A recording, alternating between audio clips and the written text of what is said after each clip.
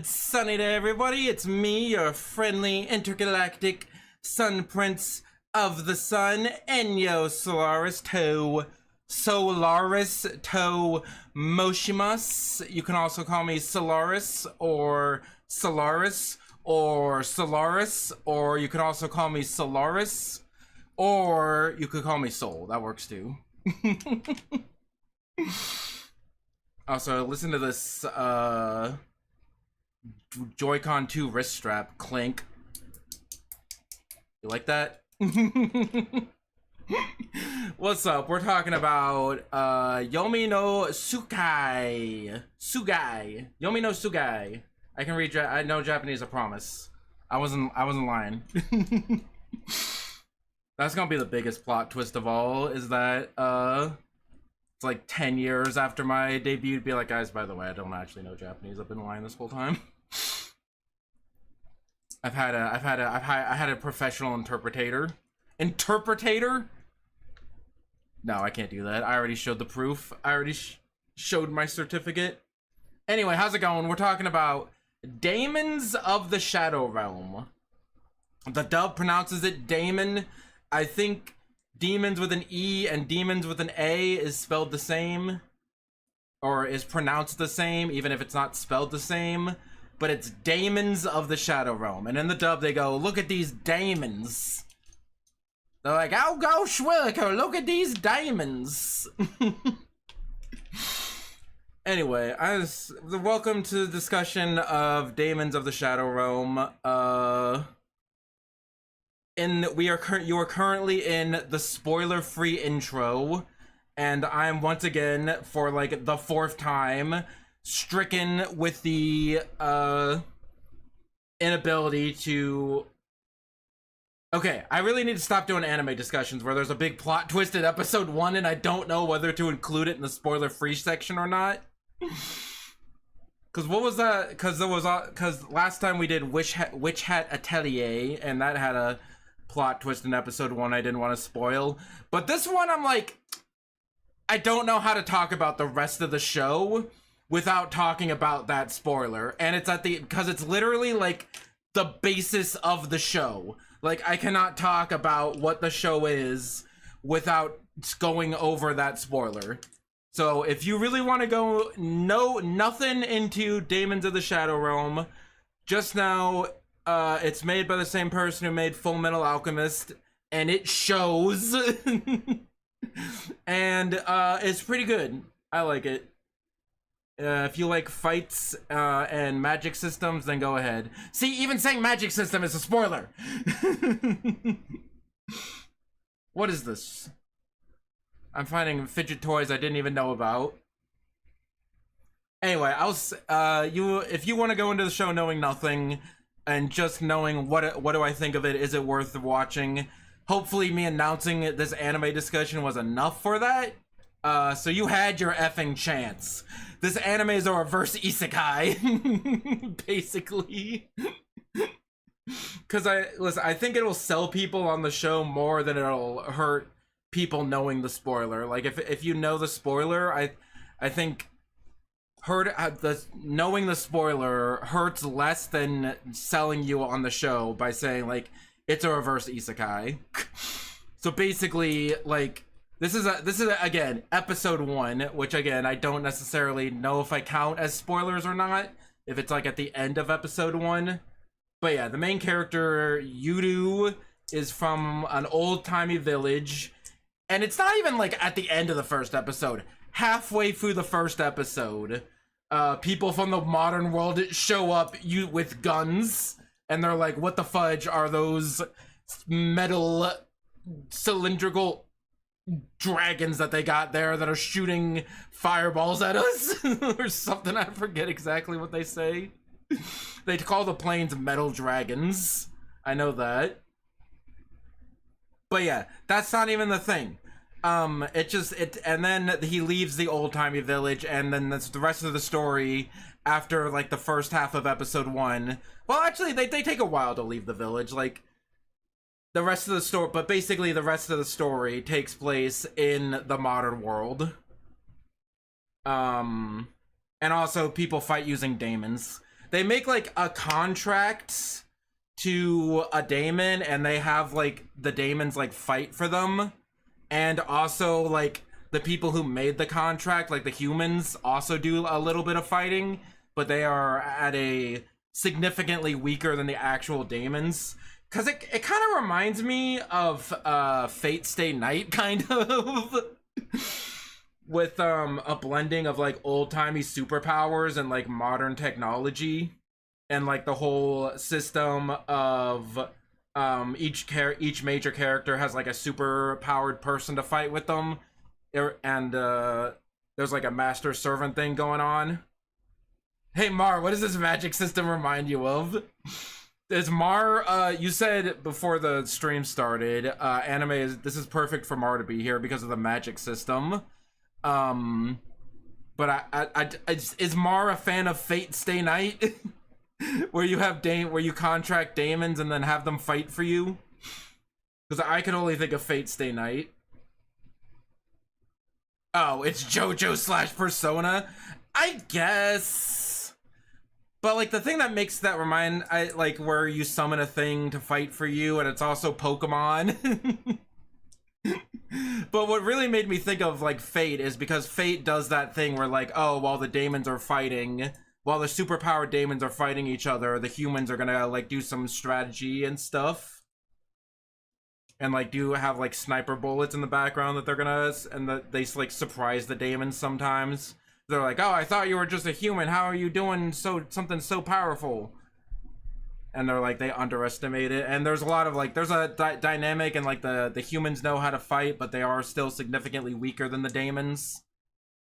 And then there are sometimes in a situation where like somebody doesn't have their daemon, and they have to fight another daemon using just their hands. So in that way, it reminded me more of Fate Stay Night than it did like JoJo, because they pretty much only fight using stands in JoJo. I don't know if anyone just fights a stand with their bare fists. Yeah, I guess the users actually do things. But also, like, the stands in JoJo, and I don't know about Persona, but the stands in JoJo don't, like, have their own personality. Like, the stand user can't do something too separate from the stand. Where in this one, like, they have names and personalities, and they talk, and, they just take orders. Some stands do, but not often, yeah. Pokemon sometimes does that, in the movies, at least. Where Ash will be like, hey Pikachu, go fight that guy, and then he'll go in the background and like try to punch Mewtwo in the face or whatever happened.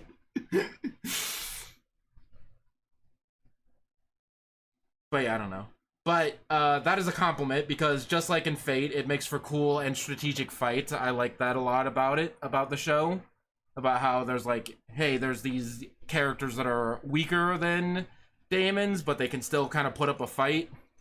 It's just not something that is recommended to do. So you have some like off power dynamic fights. Uneven fights. I think that's what I was going to go for. I forgot. I've already lost track of where in my notes I am.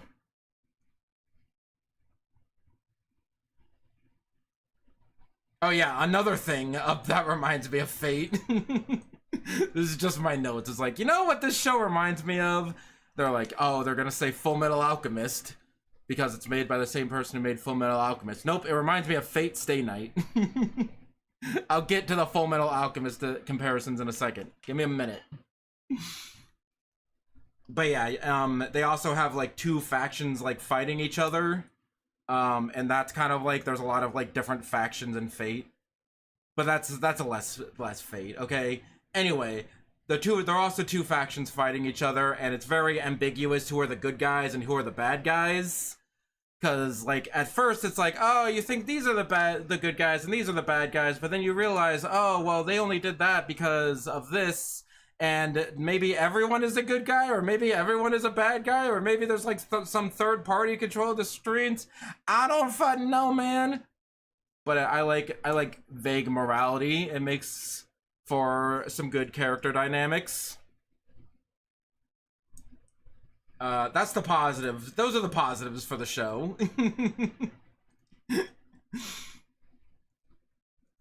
Because unlike the last couple of shows, I do have some nuance that I will get into in the actual like anime discussion section. But yeah, I do like the fights. The fights are cool. I like the story. I think the story is very cool. There's like two twins and they are gonna like change the world and everyone fights with demons and there's like these factions and like you know, speaking of Full Metal Alchemist also focused on two siblings. In Full Metal Alchemist it was like an older brother and younger brother, and here it's like two twins. But like the twins belong to like opposite factions, so they kind of fight, and it's kind of like, you know, they want to be friends, but also they're working for their enemies, and you know, it's kind of fun stuff like that. I like all that stuff. It's when the show is good, the show is good. The thing I'm not a huge fan of is just the general pace of the show. And know that I've only seen the first 12 episodes. This is a 24 episode show that I was just like, hey, let's cover the first half. It is still currently airing. But from the first 12 episodes, I'm not a huge fan of the pacing. It just seems like there are some episodes and like, okay, first of all, it feels like characters repeat themselves a lot. Like there's a lot of like scenes where like things happen and then we have to spend like a half an episode of everybody gathering around and sitting around and talking about what just happened and the implications of what just happened, but mostly just repeating what we just saw. And there are also just some episodes that are just like cool fights where it's just like they fight. The episode description is they fight, and then plot, they fight, plot. And again, the fights are cool, but I do like when shows do two things at the same time. Where like the fight is more like the fights are plot relevant, because literally like some daemons just show up out of nowhere and they're like, oh no, we gotta fight these powerful daemons, and they fight the powerful daemons for like an episode and then they move on, and then they're like, okay, now where were we? But yeah, again, that's not that big of an issue. There were just like, in the 12 episodes, there were like maybe 2 episodes. There was like one episode I just absolutely despised because it was just them sitting around talking about things that already that just happened. And then there was also 1 or 2 episodes that was just cool fights. So again, not that big of a deal, but I do wish the show was a little bit faster paced. That's also something that's speaking of Full Metal Alchemist, that's something I had problems with in Brotherhood, is that like I wish the pace, well, I don't know, it's been too long since I've seen Brotherhood. I forget if the pacing was too fast or too slow in Brotherhood. I want to say it was too slow. I want to say that the Brotherhood also had this problem of characters standing around talking about what just happened and not actually doing anything, or talking about what they're going to do. Which again, I do like, you know, getting monologues and thoughts of like characters' opinions on what happened, but I think it just goes a little bit overboard. Brotherhood was in its earlier episodes due to the 2003 series. Oh yeah, no, that was definitely a Brotherhood issue, where like the things that the original 2003 series covered was just like, okay, good, now we're good to go.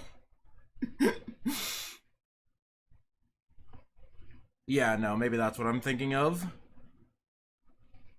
Yeah, I don't actually remember Brotherhood having, like, I don't remember it being a conscious, other than the first, 13 episodes, I think. It might be a weird number, like 14 or 15. But the part that covered 03, yeah, that was definitely an issue. Maybe that's what I'm thinking of. But the show, is just a little, has the opposite problem, where it's just a little too slow, or I wish things just happened a little bit faster. We didn't have to spend 20 minutes sitting around But again, this is also like the establishing things. So a lot is like, oh hey, meet me, I'm this person and I have this daemon that can do this thing. Hello, I'm this person and I have this daemon that can do this thing. Hello, I'm this person, you know, like there's a lot of that. So hopefully it'll be less egregious in the second half. We'll see. This speedrun of all the early episodes when Edward Elric backward lawn jumped through Nia. I cried. Sorry, what were we talking about? What were we talking about? But yeah, again, a little slow, not the worst thing for a show to be. Some of my favorite shows can be slow at some points, like Bleach has a couple episodes where they're just standing around yapping about things that have already happened. So again, not the worst thing for a show. And I did overall like it. I do like the fights.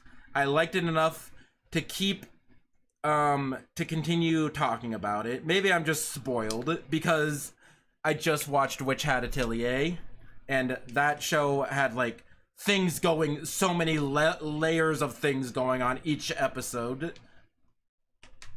Because yeah, I think if you want to know the word count for this, if you give me a minute, Witch Hat Atelier was like 2,000 words for my notes, and this is 1,500.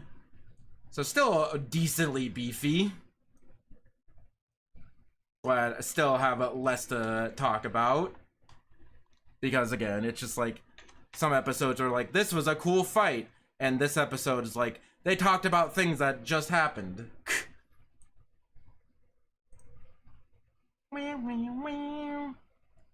So anyway, other random things about this show I found interesting before we actually get into it. The manga of this show was done by the same girl who did Full Metal Alchemist. And you can see it in the character designs mostly. I'm dying. Okay. Like, okay, first of all, this just looks like a Full Metal Alchemist, like, Edward smile. Or Al, no, Ed was the blonde kid, and Al was, the robot guy. That's the robot guy. Hiromu Arakawa, yes, you're correct. That's the mangaka, a Full Metal Alchemist in this manga.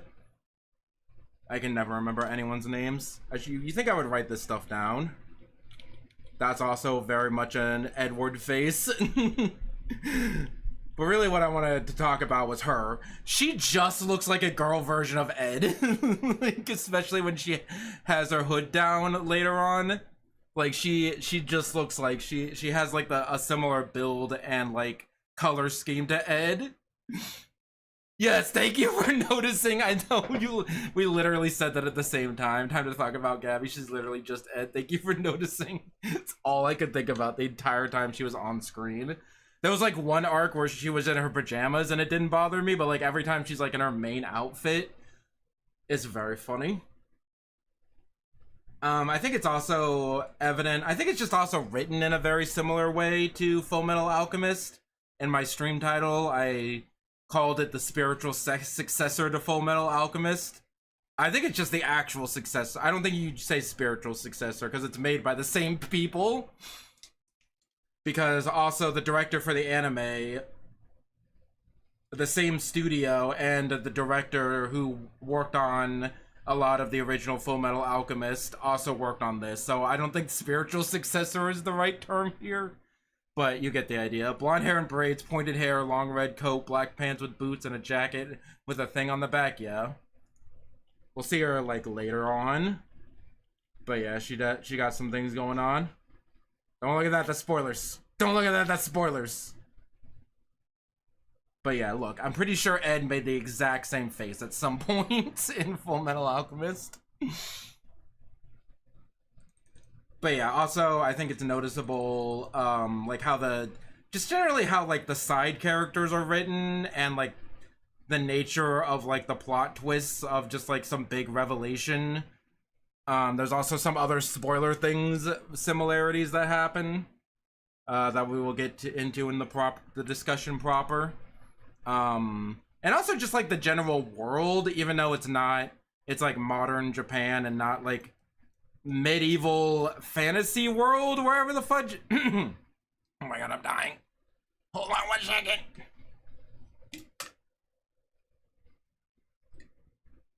I don't know what Full Metal Alchemist was supposed to be, what was supposed to be placed in, some sort of like European medieval times, I guess.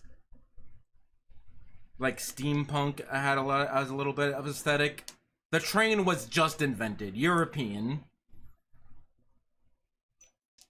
No, I'm not peeing. Not currently, anyway. That's it. That's all I had to say.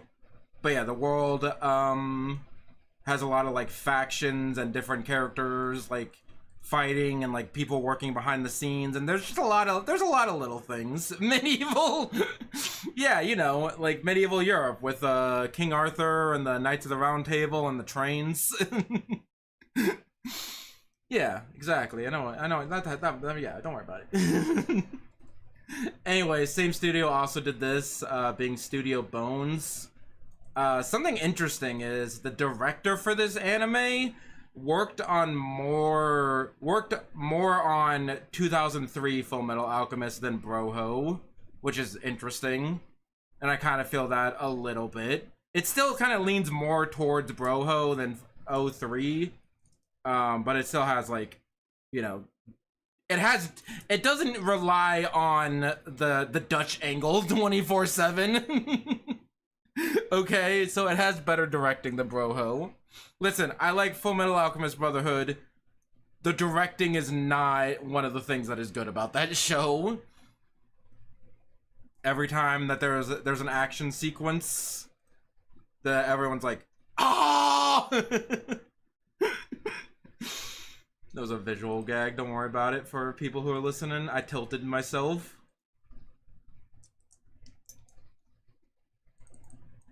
I think I asked this in another stream, but what is there an actual difference between demons and daemons? Demons and Daemons?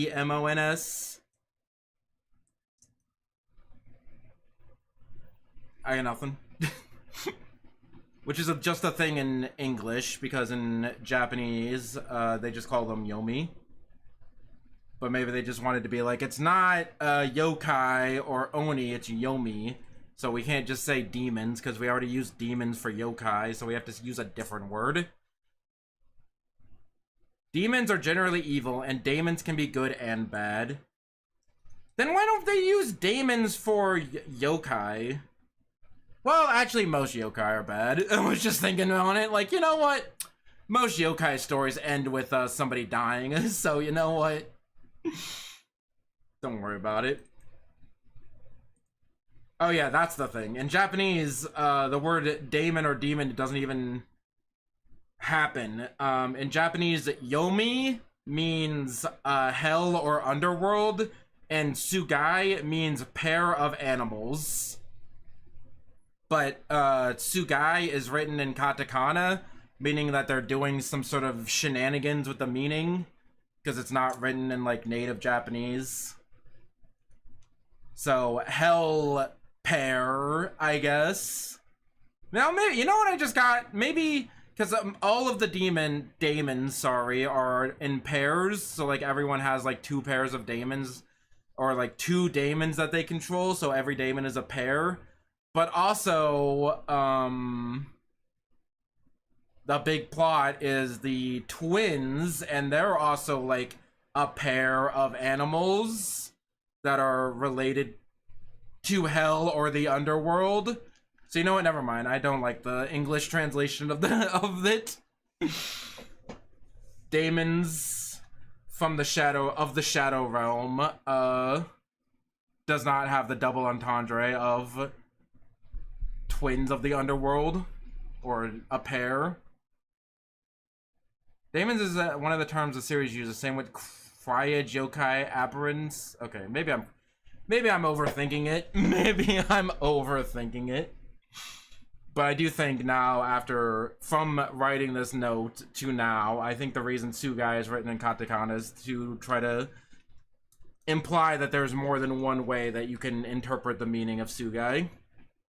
Hate the Shadow Realms part. Yeah, there is no Shadow Realm. Well, there's kind of a Shadow Realm. But Yomi just meaning like otherworldly, I don't know. I can't stop myself from thinking of Yu-Gi-Oh! You keep that up, I'm sending you to the Shadow Realm.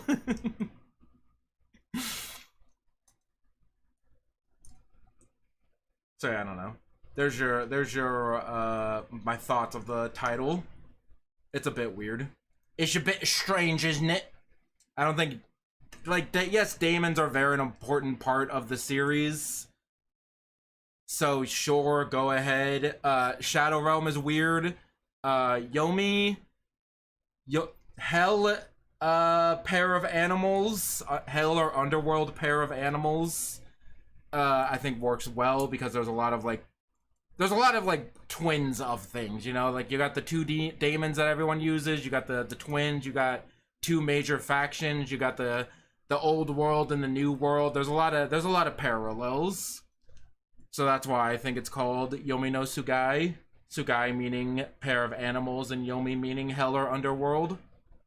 I think that meaning makes a lot more sense in the broader context of the show compared to Daemons of the Shadow Realm.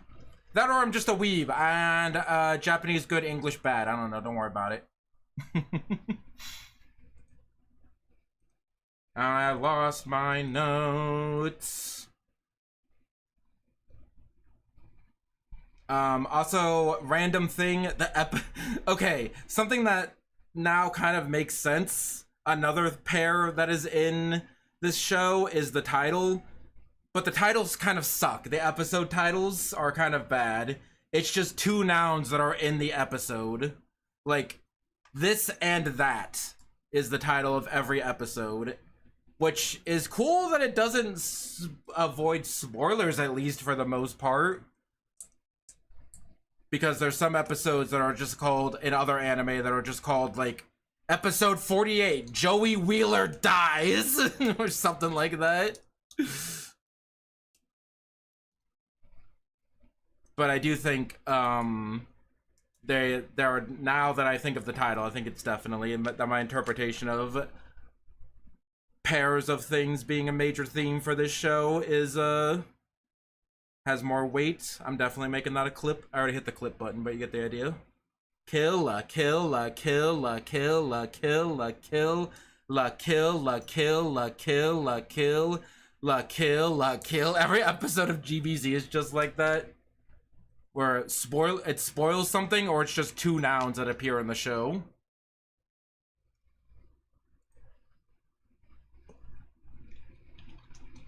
Let me see if I can look that up.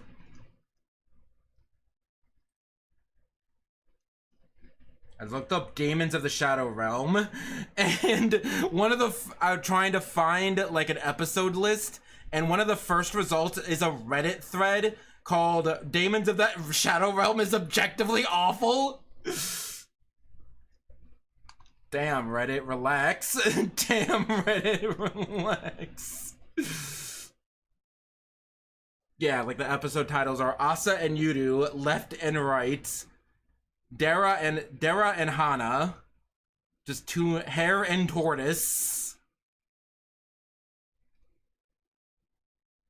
Just like two names, two nouns that just appear in the episode that are tangentially related. Really long episode titles that can spoil, especially movie names, yeah. Although for light novels, it's kind of like done intentionally to be like the title is the synopsis of the show. Also, if anyone doesn't know the double entendres for Kill la Kill, Kiru in Japanese can mean either kill or to wear, like to wear an outfit. So, wearing and killing are two major things of the show. Yeah, there's also more, go look it up.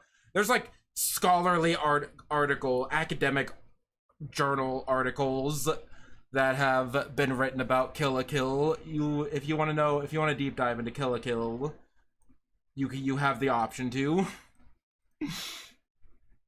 Goku dies. There's only one last chance.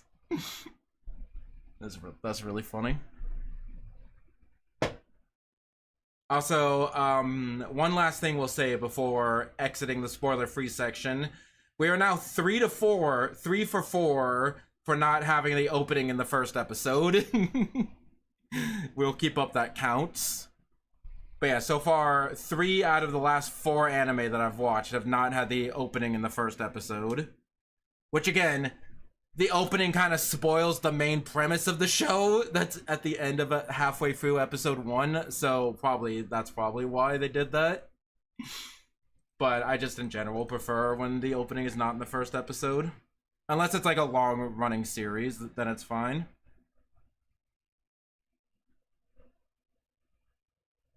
Meow, meow, meow. Does Bleach have its opening in the first episode?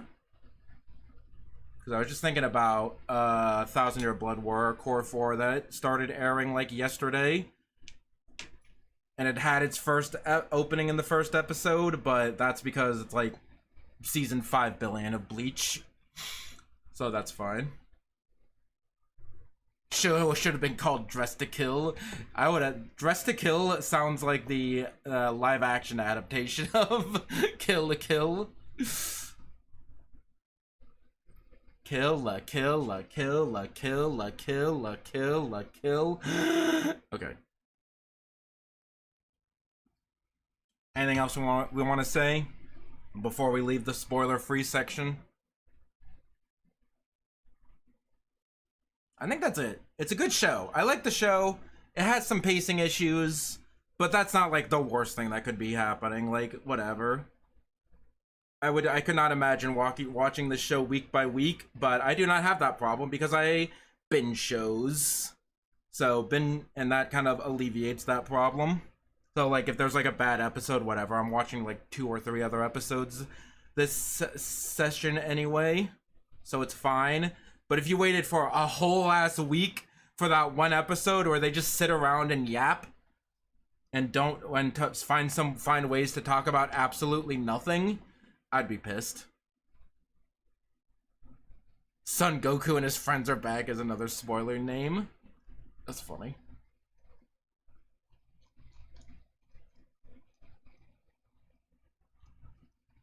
Not an anime, but It's Always Sunny in Philadelphia uses the title of the episode for comedic.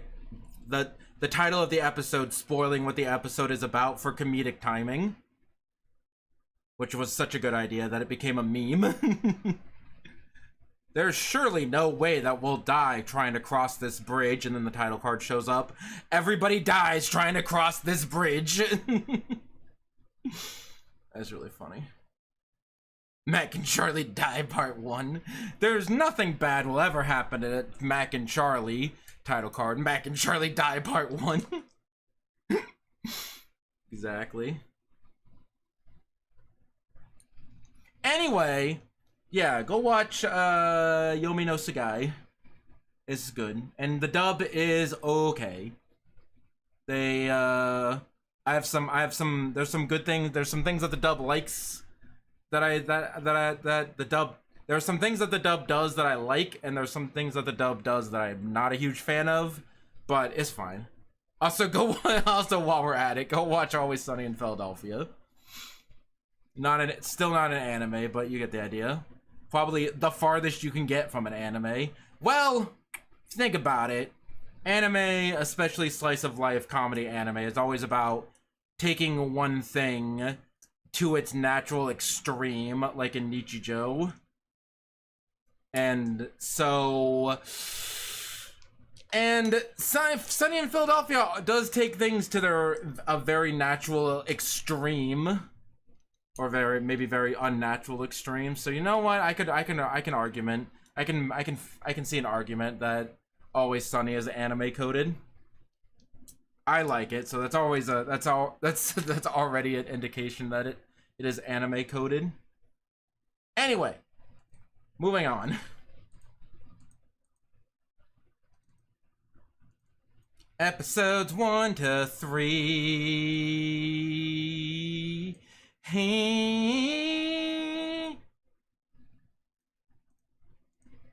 It starts with somebody giving birth.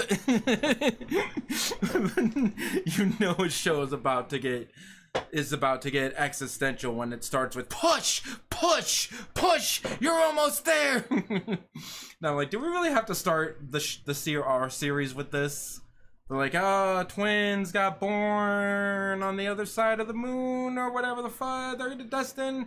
They're twins born once in every 1 billion years that are gonna destroy the world. Or maybe they save the world. I don't know. Don't worry about it. It's not gonna be relevant for another 20 years. Anyway, I already hated the main character off the first thing they did is kill this pheasant. I love this shot of just the pheasant being like, oh. And then dead.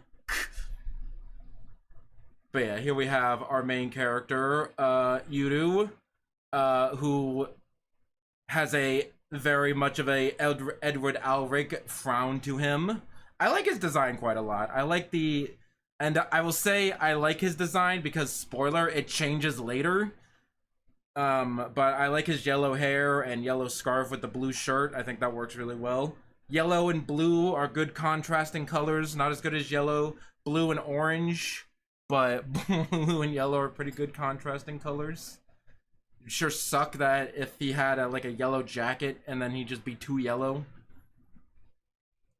Anyway, so he starts the episode like, wow, look at those dragons, and like clearly like airplane noises are happening, but he's like, wow, look at those dragons. Those are definitely dragons.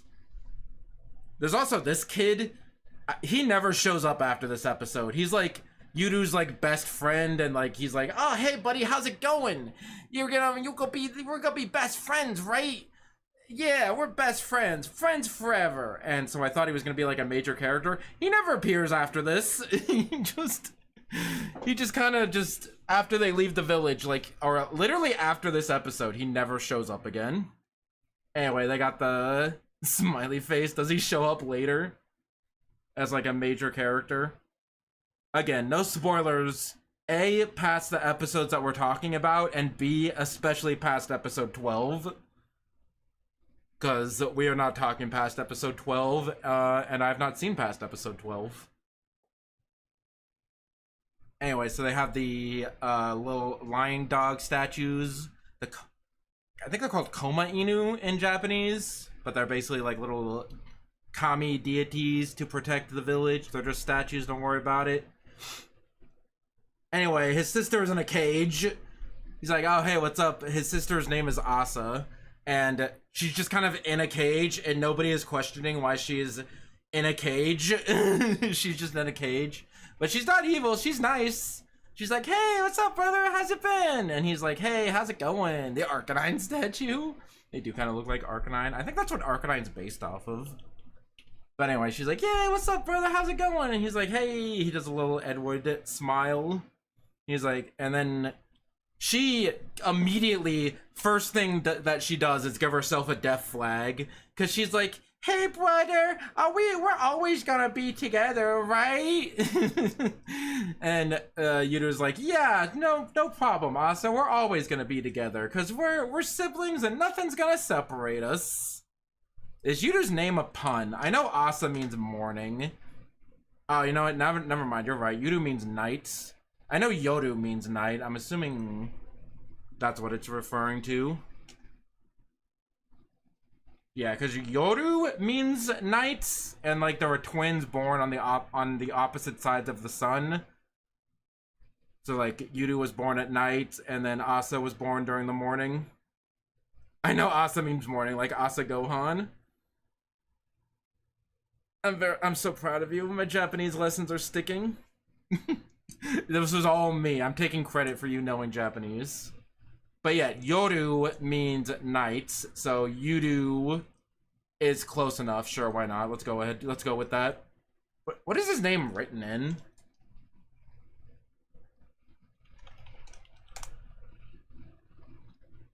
Definitely smiley face.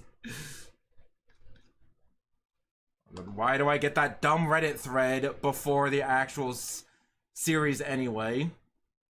By the way, random Bleach hyperfixation moment. Speaking of names written in different characters, like I told, like at the beginning, I said that Sugai was written in katakana when it's normally not written in katakana.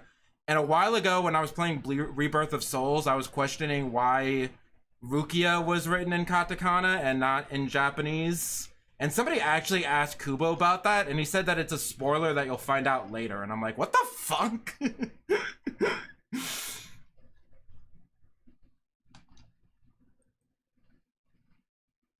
Yudu is written in katakana. So yeah, it is probably supposed to be like a pun. So yeah, probably the twins just mean morning and night. I'm like, it's just a name. Why is that a spoiler, Kubo? What are you cooking? Anyway, so yeah, Asa gonna die. Asa gonna die. Because he's like, don't worry, Asa, I'll always be by your side. And she's like, yippee! And they have a moment. Again, he makes another Ed face. And then they're like, wait, hold on. What? What's that noise? What's that noise? What's that happening? Yeah, Yudu being the night twin and Asa being the day twin. Anyway, so something breaks the barrier, and it's not until just now that I realized, oh yeah, I see, I know who did that. And now they can see the dragons, and it's an airplane. What the fudge? This is fudging like 5 minutes into the episode. That's why I'm like, this is not a spoiler. They're like, that's a weird looking dragon. And then they're, oh my god, there's another dragon. And a bunch of helicopters land, and there's army men everywhere. And they start shooting people.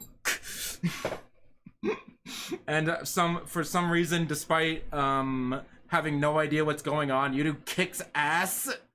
Like he fights, like he just has a bow and arrow, and he fucking takes on like 2 army men, and also his friend is there in the background. I quite like that a lot, because like I don't know what's going. He's like, I don't know what's going on. I don't know what they have. Don't get hit by those cannonball things, by those fireball things that they got in their hands. Avoided the bullet, shot him in the knee, and then Captain Falcon forward arrowed him. And I'm like, okay, never mind. I take it back. I like this character, even though he killed that pheasant. He's cool. Wow, the Gate Yudu's way more murdery than Ed ever was. Yeah, they talk about that later. But like, he grew up in like a rural village, and where he had to like hunt for all of his food. So like, he has the instincts of like a hunter, and there also might be more reasons why he knows how to fight later. But like, I do just like out the gate, like he's ready to throw hands. He's a hunter man. He's a hunter, and also he hunts. It's like a hunter situation. I don't know what I'm talking about. And then they find, oh, in the statue of the left and right is the name of the deities. Left and right, very inspired names, but don't worry about it. Whatever. And then we get Gabby is her name? What is her name? Gaby? I forget her name. Gabby. Is it it's just Gabby? Okay. Yeah, Gabby. She just shows up and she starts killing people with an invisible force. Like people, she makes like little hand motions and makes a gobble sound, and then people just die, including gobble gobble. Yeah, she says gobble and people just explode, including she beheaded a girl right in front of her daughter. She beheaded this girl's mom right in front of her, and I didn't get a screenshot of it because I'm like, oh, that's probably not going to be relevant. But no, that the girl who has trauma from seeing her mom decapitated does come back, actually. But just no. And then I also like the humble salesman who's actually a badass hunter. He's pretty. I liked him at this point. He gets a little worse later on. Don't worry about it. But I like how he's like, oh, I'm just a humble merchant. And then he actually knows what's going on, and he's about to get into the fight, and he takes out some guards. Yeah, he just takes out like 3 guards casually. This is very funny. Anyway, I like evil. Listen. I have a thing for evil girls. I don't know what you want me to say, man. She showed up on screen, and I'm like, you know what? I like her. She's cool. She murdered this old man father figure. Because Asa and Yudu's parents are like MIA, so they just have like grandparents. But she's like, oh, you're a fake. She calls herself Asa, and she calls the other Asa a fake, and effing blows her head out with a hand power. Because we can't have a Full Metal Alchemist story without hand powers. So anyway, she's dead, and then Yudu shows up, and he's like, hey, why did you kill my sister? And she's like, oh, because that wasn't your sister? I'm actually your sister. Hi, nice to meet you. I'm Asa.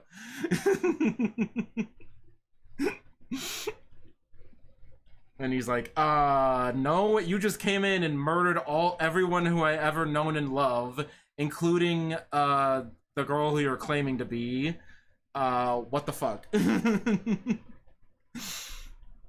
Anyway, later on we see that it's explained more later. But yeah, anyway, yeah, I'm going way too fast. This is the most like layered and interesting section of the show, because afterwards things get a little bit more straightforward. And yeah, they bring up like, hey, if you're Asa, why are you so goddamn tall? And yes, they did say that the food is more nourishing in the modern world than just eating raw pheasant stew. And I'm like, yeah, you know what, fair enough, I suppose. And this Asa grew up in like the modern world. Why are you so mean looking? I've been hardened by life. Is that something they say in the first like part? I don't know. And don't worry why she has an eye patch. Well, she explains that later. That's like arc 2 or 3.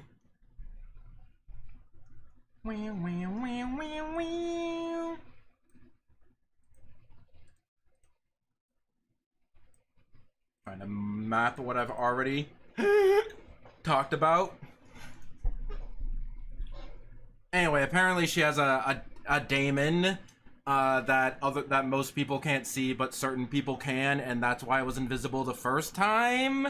And yeah, that's she has a mark on the back of her jacket, just like Ed. Anyway, I like this guy. He just like kind of pops a grenade, and she's like, fuck, blows up. Just a random cutaway, funny times. Anyway, going back to Asa and to Yudu and the 2 Asas, the presumed real Asa who is dead turns into a daemon and tries to hold back the fake Asa while Yudu runs away.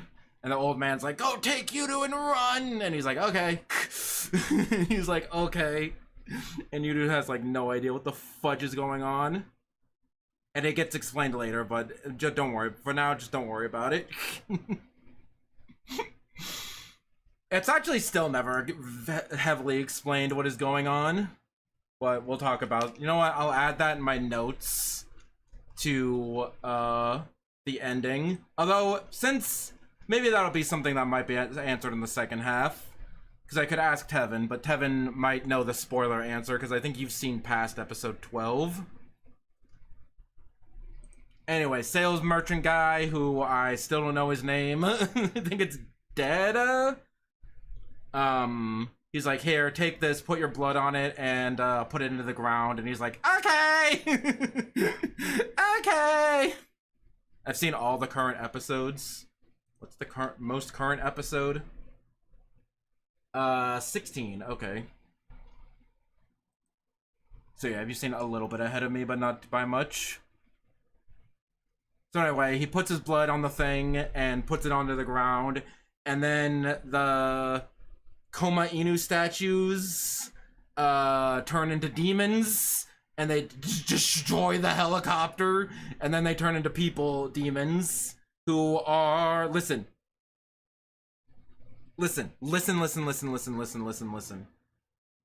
I'm not sure if I'm bisexual, but I see the but I see they're both hot. They're both very hot. That's all I want to say. That's all I want to say.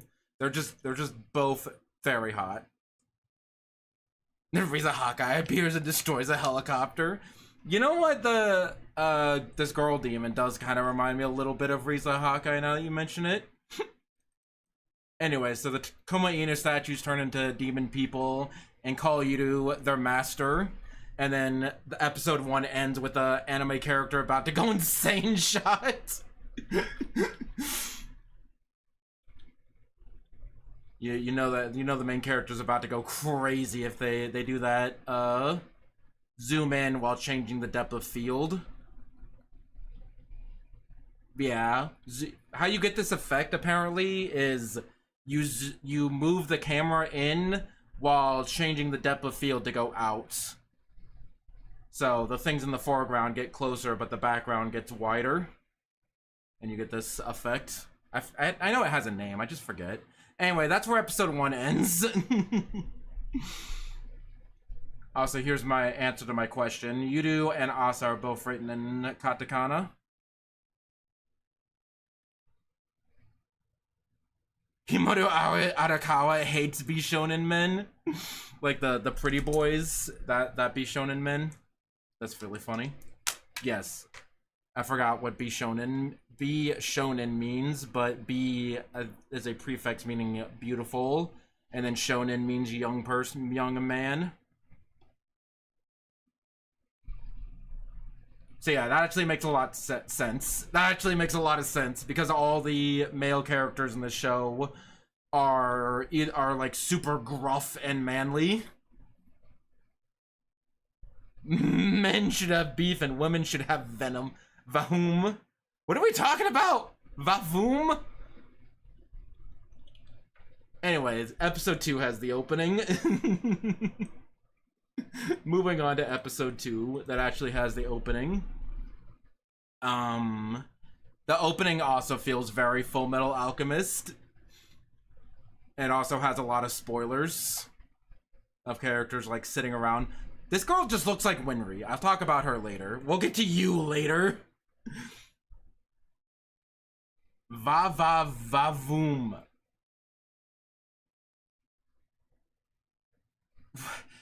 Don't worry about it.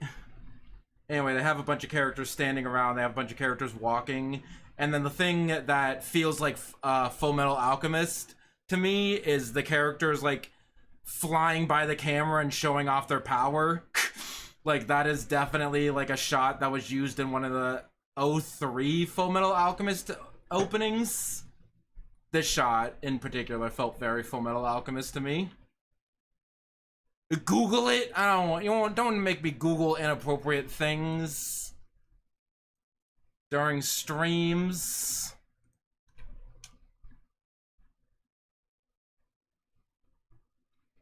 Vavavoom is an expressive Felix the Cat wiki.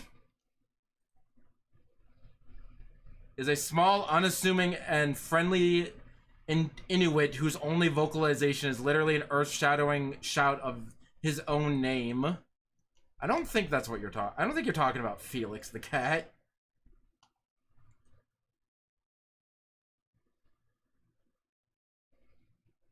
Strikingly sexy, voluptuous, or appealing. I'm assuming that's what you mean.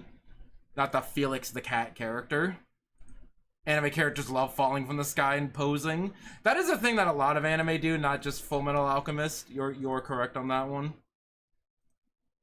And also this girl is surrounded by flowers that mean death. Every time you see this flower in anime, that's somebody gonna die. Somebody gonna die. I pointed that out. The spider lilies, yeah. I pointed that out in my notes, but I actually know the spoiler now, so we will leave it at that. Also, Fujin, they continue to be called left and right. I forget which one is which. I think the girl is left and the boy is right. They are tall. Do you see them next to you in the shot? They are massive. Hot. What did I say?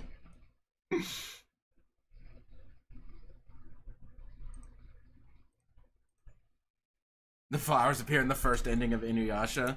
Is that just a... Wait, no, that was written by a different person. I don't know, man. The flowers show up in a lot of anime, signifying that a character's about to effing die. So as soon as the second I saw this shot in the opening, I'm like, I knew some shit was gonna happen. And then we got the character standing on the building, and then we got the Daemon standing on the building. I was gonna say, I think all of them show up in this first season. This is not all of them, but this is like most of them. Of most of the Daemons that show up in the first season. Or in like the first half of the episode. Maybe not the two eyeballed people in the back. Well, maybe, I don't know. Don't worry about it. Don't tell me the answer. Don't tell me the answer.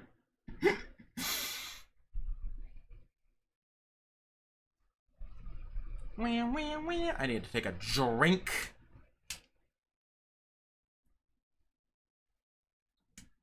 That is a negative of these solo podcasty things, is I just yap and yap and yap and yap and yap and yap. Anyway, I like how Yudu just got these two super powerful demons. And this girl shows up who also has a daemon. If I switch between demon and daemon, I'm sorry. The show calls them daemons, not demons. But, I am a dumb. I have the stupid. Anyway, so he just got these two powerful demons. He's about to fight this girl who has a daemon. And, he's like, no. You two step back. I want to kill her myself. She just murdered, like, half of my village. I want to kill her myself. And she's like, what the fuck? And then he actually ends up putting up a good fight. Like, that's really funny. That's one of my favorite moments early on in the series, in the season. Like, he just got these two powerful demons. Somebody shows up with also powerful demons. You think, like, okay, this is the part of the show where we introduce that demon wielders fight each other using their daemons. I am switching back and forth between demons and daemons. You would think that this is the part of the show where they show off that daemon users fight each other using daemons, but he literally told left and right, like, back up, I want to kill her myself, and then he actually, like, puts up a good fight. Like, she's a major character, so she doesn't, like, die, but he does end up putting up a good fight. This is my first decree as your master. Keep your arms steady. I think he says go to the village and try to, like, rescue the survivors while I go kill this hoe. Anyway, here's another cool shot of Asa. Don't worry about that. Anyway, the other left and right do start kicking ass, and don't worry about my screenshots that I saved. I forget who they're fighting. I think they're fighting, like, some other random people in the background. But anyway, he goes off, shoots her straight for the leg, has a great expression. And then this guy, you know what, I'm gonna look it up. Because I'm gonna keep saying, okay, the dude is right and the girl is left. I was correct. So right shows up to this girl who just saw her mom get murdered. And she passes out. The girl has had a day. Like, she was just hanging out, and then all of a sudden her mom got decapitated in front of her, and now this friendly giant Daemon looking guy showed up. And then she just like, you know what, I can't take it anymore. Her poor little brain just exploded. And then Right and Asa have a little bit of a fight, and then Left and Gabby's Daemon have a little bit of a kerfuffle. And then after that kerfuffle, Yudu is about to effing shoot Gabby, like he shot Gabby in the leg and then shot Gabby in the arm and the shoulder. She's not doing good, but Asa shows up and is like, hey, you should probably stop this. Because evil baddie Asa shows up and is basically like, hey, I'm your real sister. She's super happy to see that Yudu is alive. That's an ongoing character trait, is that she loves her brother very much. She's like, oh my gosh, it's him. He's really alive. Oh my god, thank goodness. And she's constantly talking about how cool he is, which I think is very funny.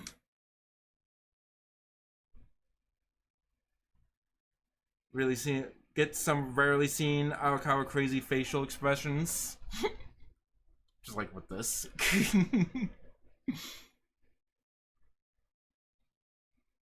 Left those crazy no pupil things with her eyes during the scene. Oh yeah, you're right. They can also like turn into those like demon forms from the end of the first episode where they took down the helicopter in like these forms. But they never do it. I don't know why. They don't seem like they need to do it, but like once in the series they're like, okay, let's get serious. And then they're like, turn into that super form. Anyway, they're like, yeah, that Asa that you knew is actually a fake, and she's actually an evil daemon, and I'm your real sister, and oh my god, I'm so happy that you're alive. And then Gabby and her daemon are just like awkward about just seeing her cry and don't know how to react. So it's like a question of like, okay, who's the good guy and who's the bad guy? Because if she's telling the truth, this whole village has been lying to him about his sister for some reason, saying that this daemon is actually her sister and not his real sister. Because she's like, oh yeah, like 10 years ago, I was replaced. I actually left the village, and you stayed behind, and they replaced me with the fake Asa. So, like, if what they're saying is true, they're like, okay, maybe they are the good guys. But also, they just wiped out an entire goddamn village. Especially Gabby, who killed that girl's mom in front of her. So, like, maybe they're good guys, but also they kind of did,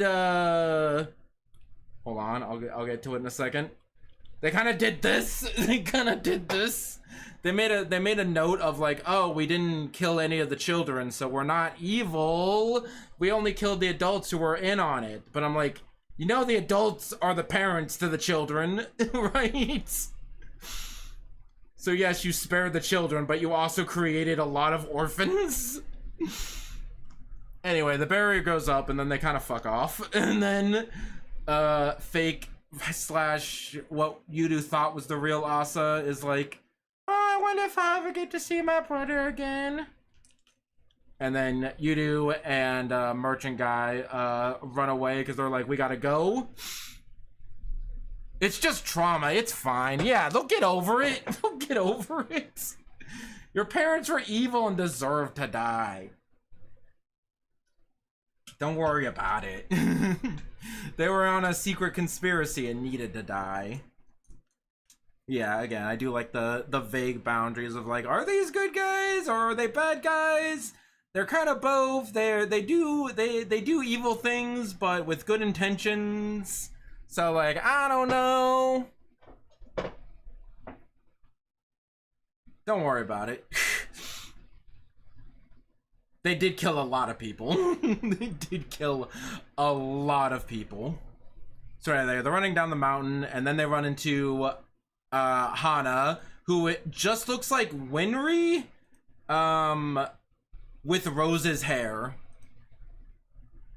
And I'm ready to cite my sources. I'm ready to cite my sources on this one. Because Winry and Rose are both characters from Full Metal Alchemist. Look, am I crazy?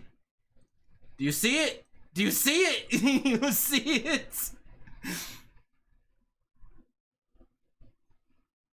Okay, I'll go look at that. You look at this. This character is just Winry and Rose. Specifically 03 Rose. Because I think they changed her design in Brotherhood. I'm not sure why. Probably because it was more accurate, but I don't care. Ooh, it gave me a notification. I'm gonna sneeze.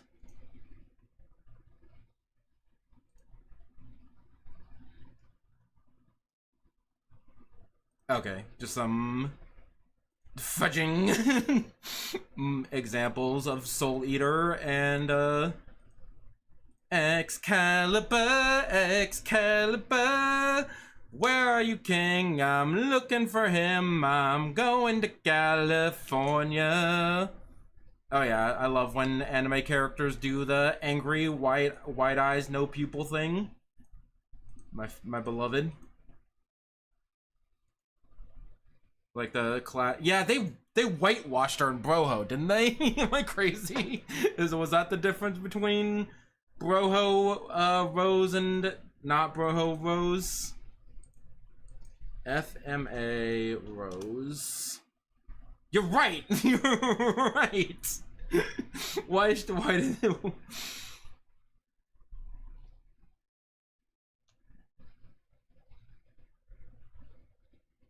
Why are you white? Why was I looking up Jujutsu Kaisen?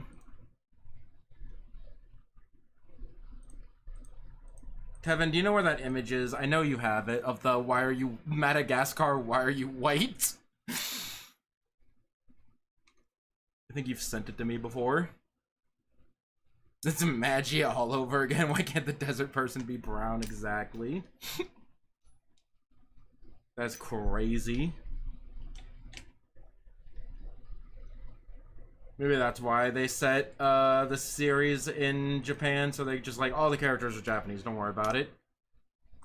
Except there's one person from not Japan, but they still have light skin, so I don't know, don't worry about it.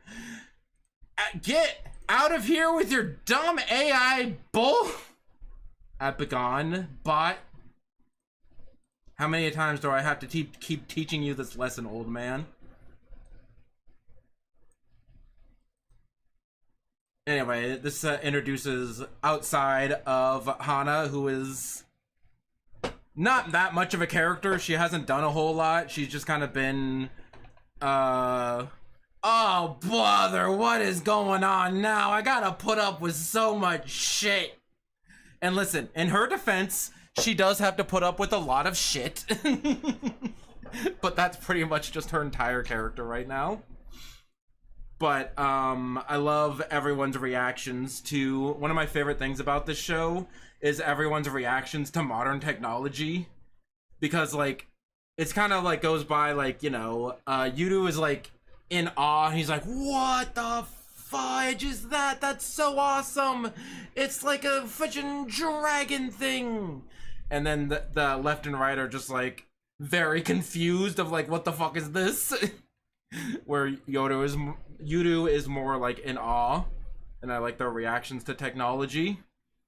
And she's basically like, it's a metal box and it has a bunch of horses in it and it goes fast. Shut up and get the fuck in the car. Oh yeah, she's also a simp for Jason Statham.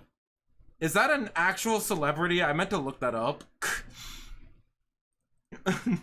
before the stream, because I've never heard it before, but nope, Jason Statham is indeed an actor.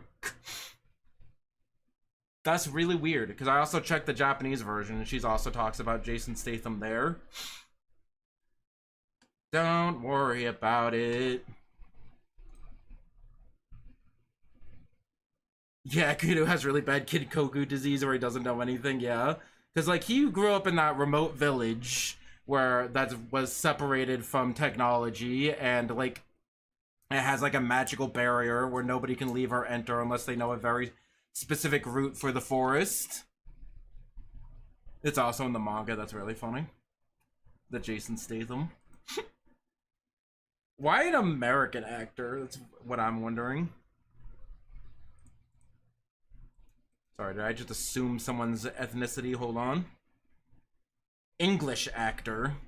Born in the United Kingdom. I'm sorry. I once again have to apologize to the British. You know what? No. The British will get an apology as soon as they return all that stuff that they stole and then they put in the British Museum. Yes, they stole something from me. Give me back my ancient scroll.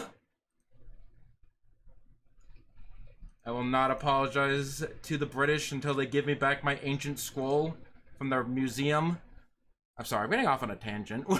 You sent me something else.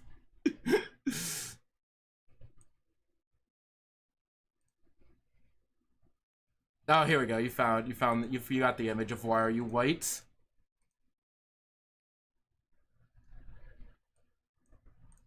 I knew I could count on you, Tevin. Oh yeah, them trying to feed.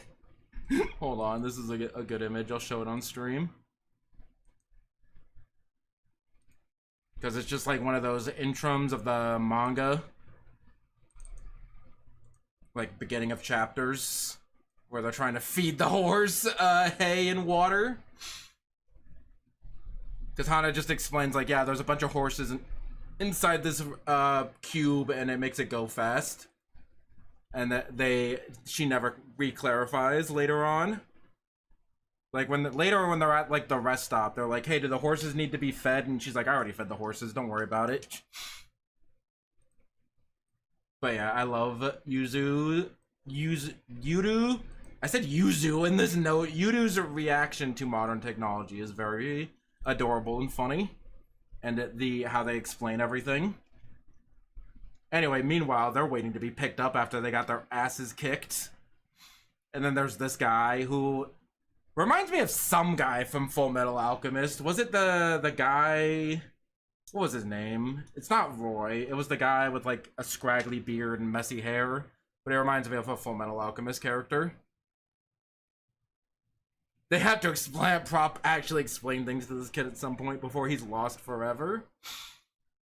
He'll get it eventually, don't worry. Colonel Mustang, maybe that's what I'm thinking of.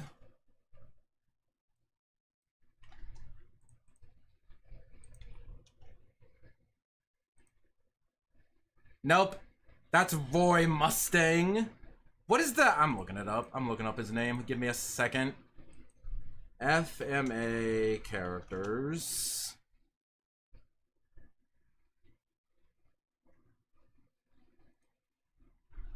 Meow, meow, meow, meow. I would say I know him as the guy that thing happened to, but that's a spoiler, so I can't say that.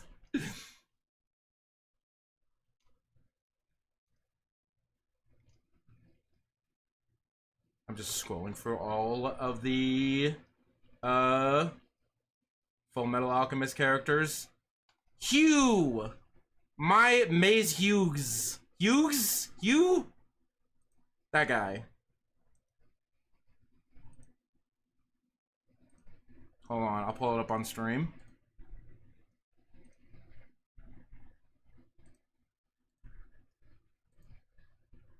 This guy, he looks exactly like he's got a very similar demeanor, where he's got like he has like basically the same beard as that guy. Do you see that? That's really weird. I feel like this is gonna want to make me watch Full Metal Alchemist at some point.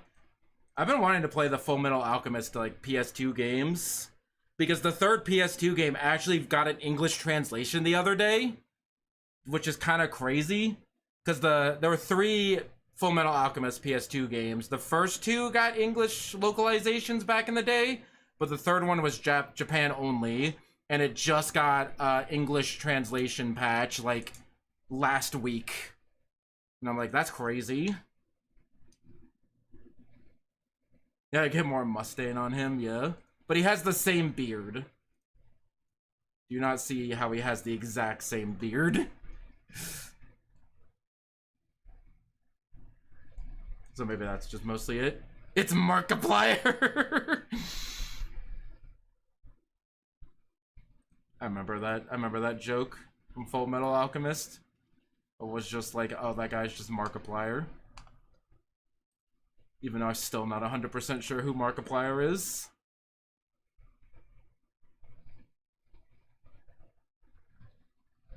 Anyway, what's up? I like how the Daemon left and right, just kind of right on top, and they have a good time, and they run into this Daemon, and she's apparently a big deal. She's like, hey, what's up, how's it going? And they're like, hi, how's it going? And then she fucks off, and then Hana's like, oh my god, that was like the fucking legendary Daemon of the White Horse. I can't believe she's real. And they're like, okay, and then it's never brought up again. Like, okay. She's also in the opening, so maybe she comes back later in like the second half. Who knows? But as far as episode 1 to 12 goes, she is not here. And I also like how Yudu's like, wow, it's so pretty. And then that's the end of episode. You know, it's kind of, that's also kind of like, well, not really. I was gonna say this is also like Fate.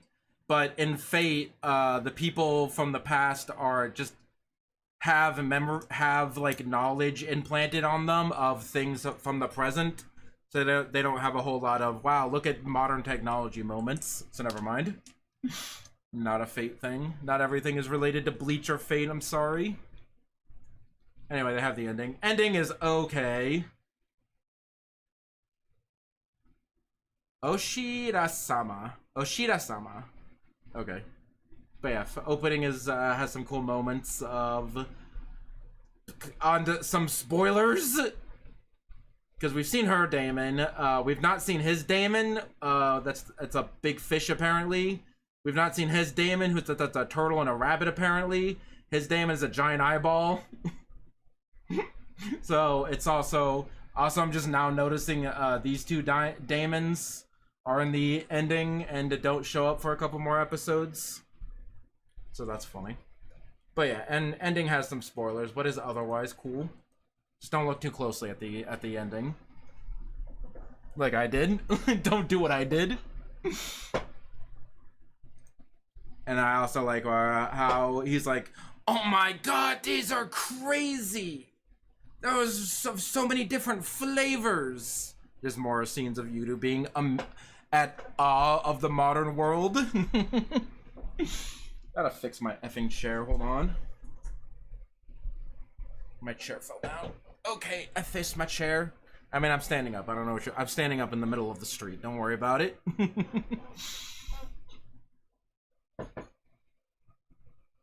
Crazy well animated of somebody opening rice. Yeah, when Hana shows Yudu how to open the rice, it's like very well detailed. It's something about like, I think it's just because food needs to be well animated in anime. It's an unspoken rule, and also it's a very Japan thing, so that's probably also why it's well animated. Anyway, so he is eating the rice and he's like, I'm sure Asa would love this. And they're just like at a fudging...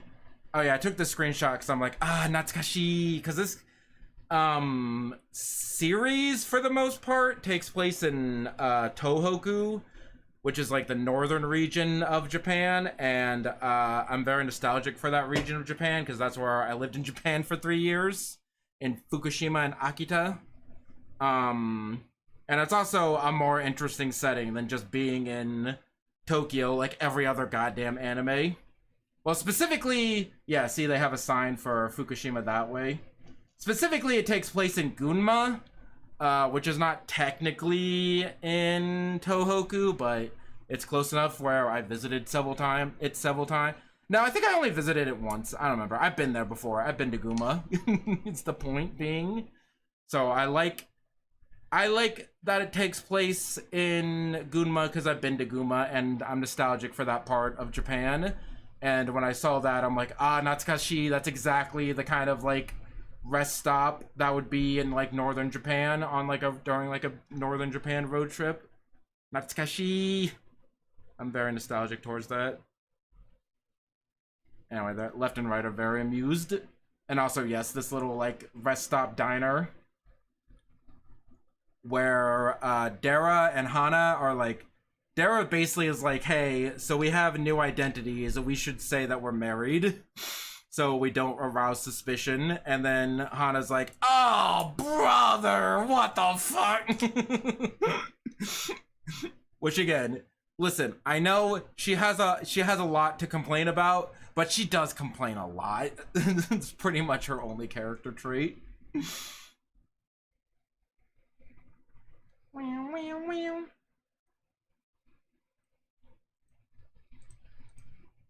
Anyway, so in this scene, they explain that Yudu's parents took the real Asa and left the village 10 years ago. And Yudu is basically like, well, our goal is to find Asa and make her tell us where our parents are. Because that's the next question. And then the third episode ends with the scene that I saw a clip of when the show was new. That basically sold me on this show.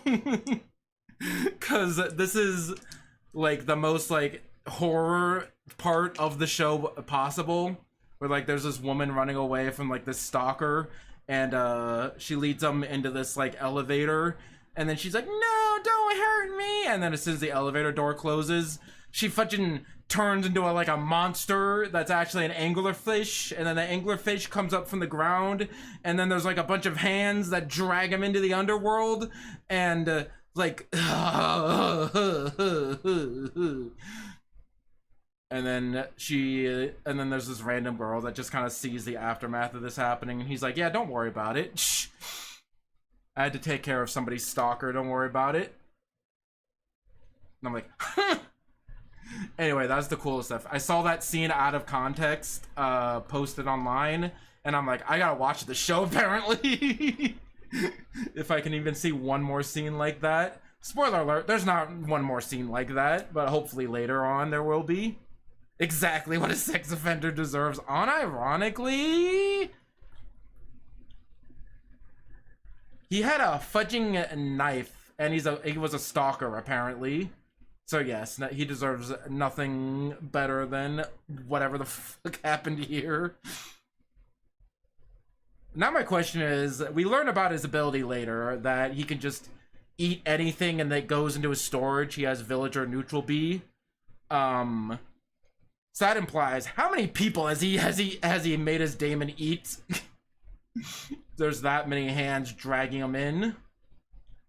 And are they alive? Are they ghosts? Are they, I don't know, don't worry about it. This is also another very northern Japan shot. With the family marts and the rice fields and the horizon.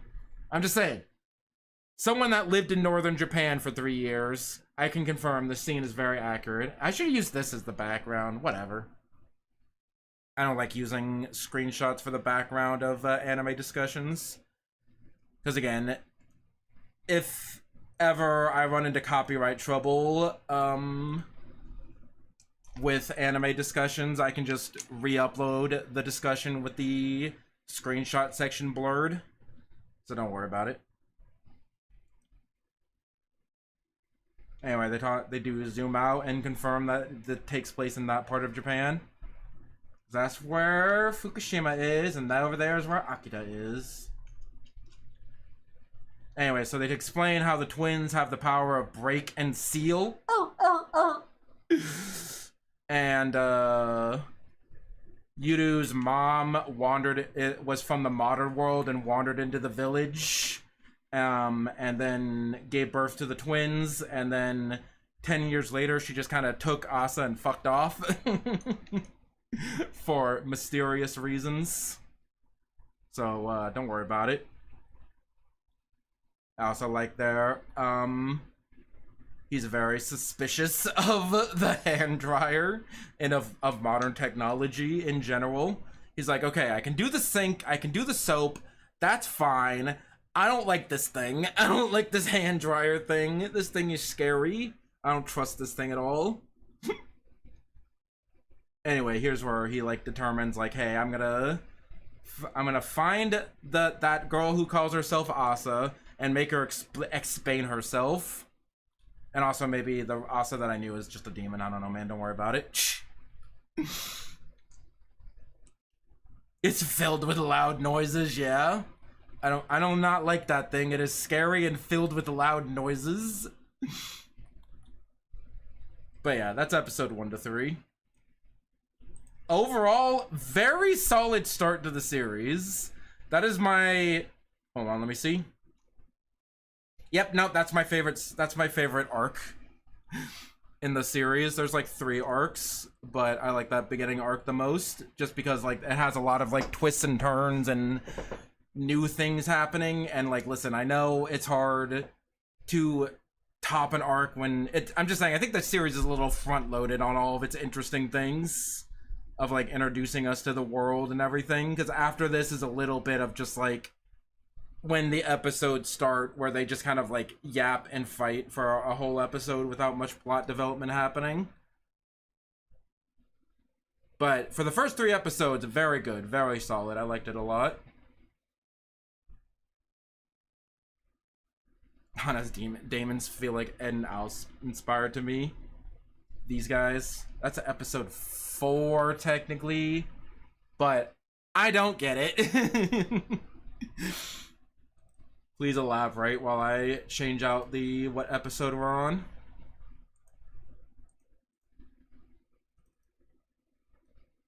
Episodes 4 to 8. I don't really do 3 episode chunks, but that this is just what felt like a complete arc to me, so this is what we're going with. And also, I also just separated it by how much I have to say. So like the next like 4, 5, 6, 7, 8, the next 5 episodes have about as many notes as the first 3 episodes did. So whatever, don't worry about it. One has a resting bitch face and the other one has a nice face. I can see it. I can see it. I can see it. Also, looking at the... Never mind, I won't spoil it. I was just scrolling through the character list in... I was looking for the character list for Daemons of the Shadow Realm, and I scrolled down too far and saw a spoiler of a background character that shows up in episode 15, apparently. So if you want to avoid spoilers, don't do that. Don't do that. Avoid the character list until you actually finish the show. Don't say it, Tevin. I know what you want to say. You know what, I'll just send you a screenshot of what I saw on Twitter so we don't spoil it. Because you said you've saw up to episode 16, right?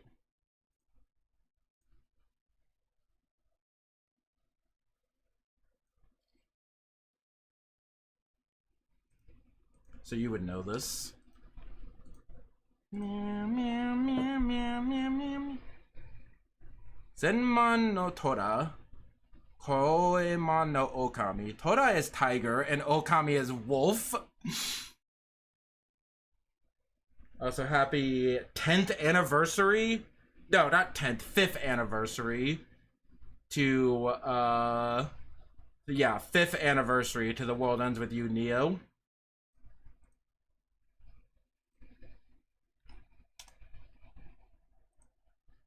There, I've sent you a DM of the thing I saw on the character list for Daemons of the Shadow Realm.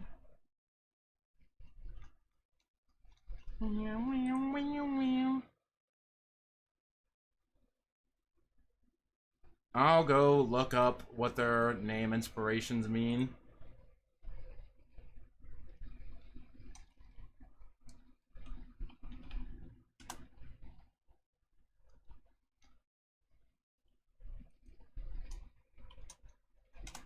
I cannot find it. I cannot find their names listed anywhere.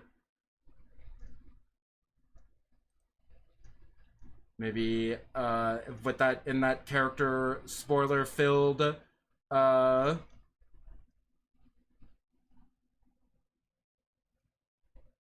Kotetsu. It says that their names are Kotetsu and Jiro. What are you talking about? We're talking about these guys, right?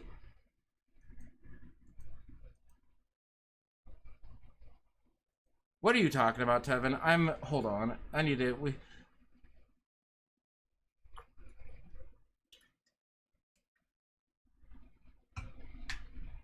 Yes? Okay. These are not called Zenmon no Tora or Koemon no Okami.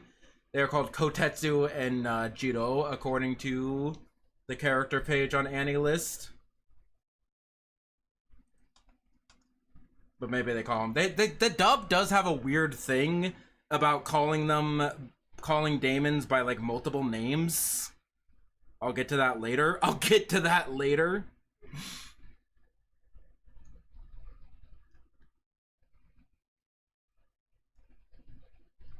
But yeah, I don't know, man. Don't worry about it.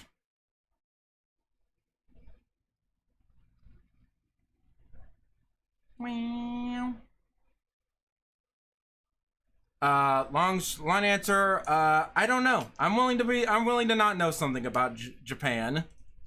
I might look into it later and say it by the next anime discussion. Because we'll definitely cover the second half at some point. There's a lot of summer anime to cover, so it might be later on the doc. Oh my gosh, I can't stop hiccuping. But you get the idea.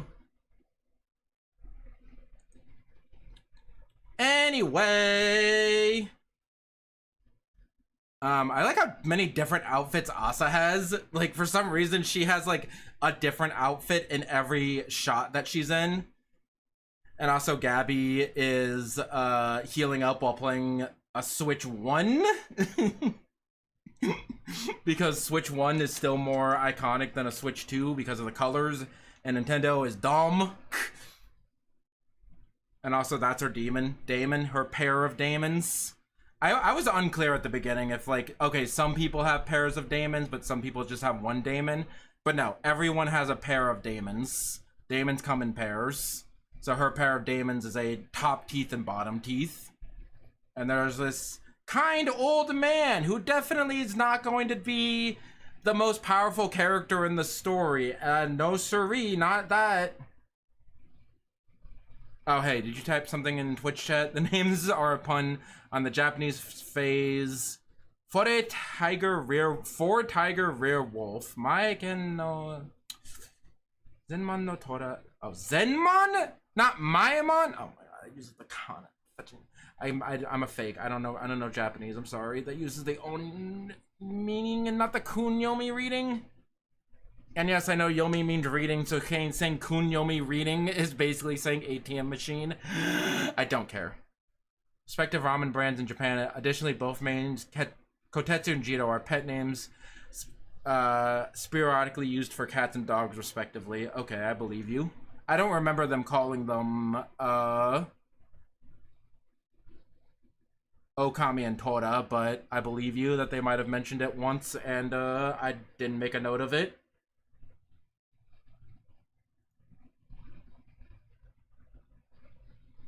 Anyway, so they talk about how this guy can just like capture things and then spit them. His demon pairs are one demon eats things and the other one spits them out. So he basically has an infinite storage. He has an isekai pocket dimension storage thing that every single isekai has, apparently. That's the problem with isekai, is that not that the concept itself is overdone, but in every single goddamn isekai, they always have an infinite storage thing. And I don't know why. Why is that such a common trope in isekai? Other than the author just wants to hand wave, like, carrying things around. Anyway, I also like this scene where, where he asks everyone to draw a picture of what Yudu looks like, and Asa draws like this handsome ikemen, and then she draws like this ugly guy, and then her Daemon actually draws like a realistic, and by realistic I mean like a traditional Japanese woodblock print of him. I just think that's really funny. Because she's all obsessed with her brother and thinks he's super cool. She hates him because he shot her twice.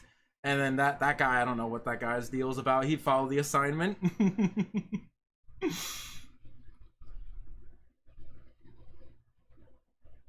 Anyway, I do like the dynamic. I don't know if I got a screenshot of it, but I do like the dynamic of Tadera and Hana, like having a fake marriage with Yudu being their kid. It's very funny. Anyway, I also like how Yudu is supposed to be like a level-headed hunter, but he lost his cool when he thought about how his village was attacked, and then he just basically went out with left and right and was just like, we gotta find the people who attacked my village and bring them to get some answers out of them. I'm not even gonna acknowledge the name of Gabby's Demons. It's super long and I won't remember it. Yeah, I remember there was a scene later on, I think in like episode 9 or 10, where she's like making fun of other people's lame names, and they're like, oh, what are your demons' names? Like, oh, my demons' names are super extremely awesome, cool, super spectacular, awesome, cool, dude, super spectacular, bad metal blade, awesome, dude. That's basically what their names are. Something Gabriel, yeah. Anyway, so his Daemons take him all the way from Gunma to Tokyo.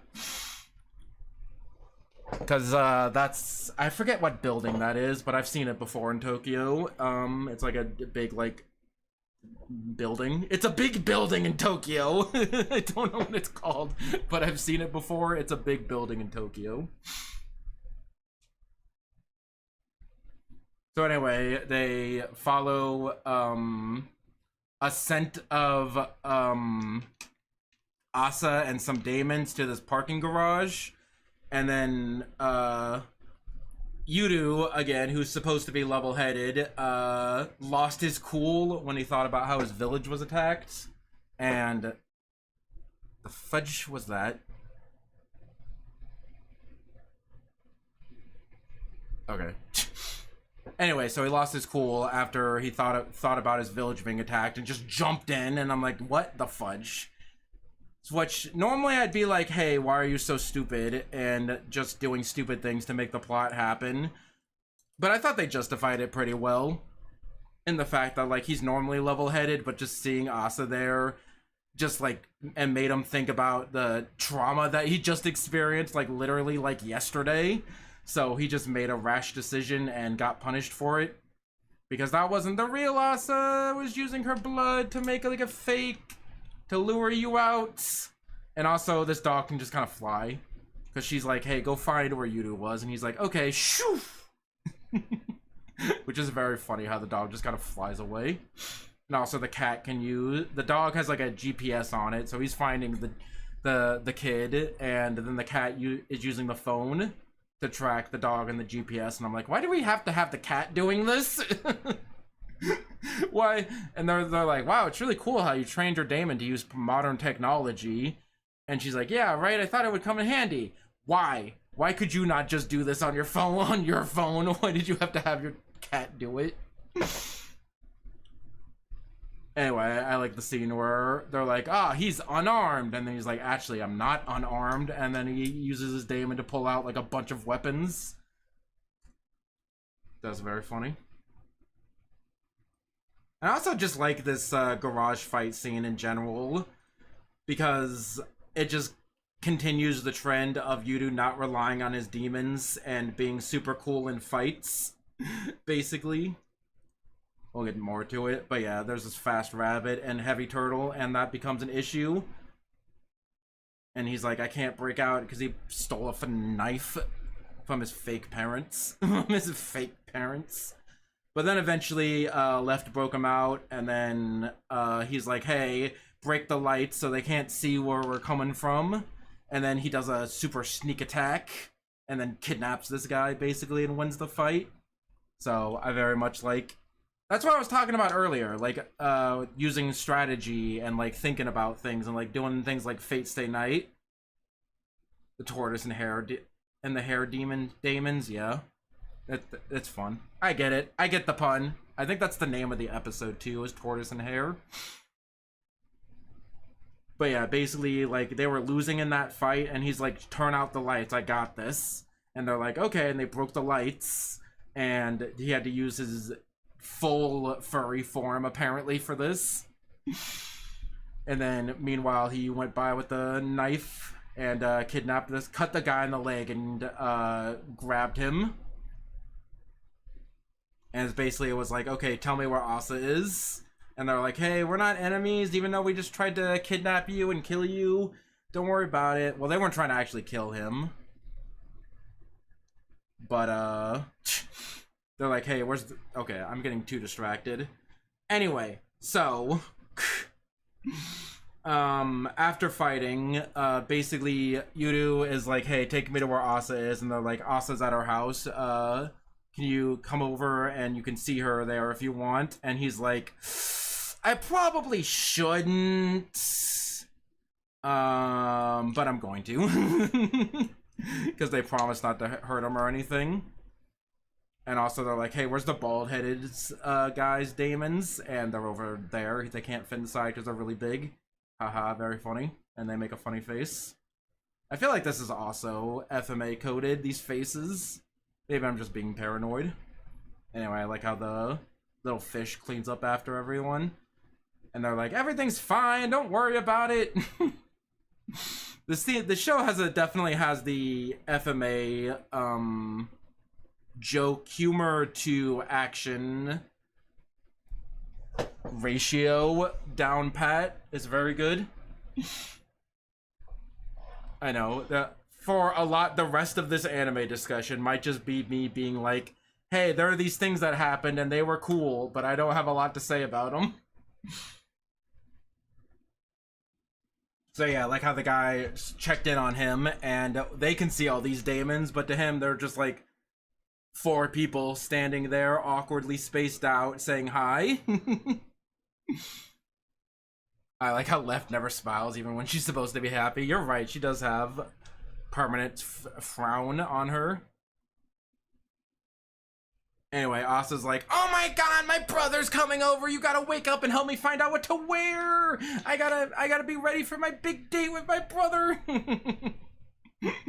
I also like how they have emoji of their Daemons for their texting app.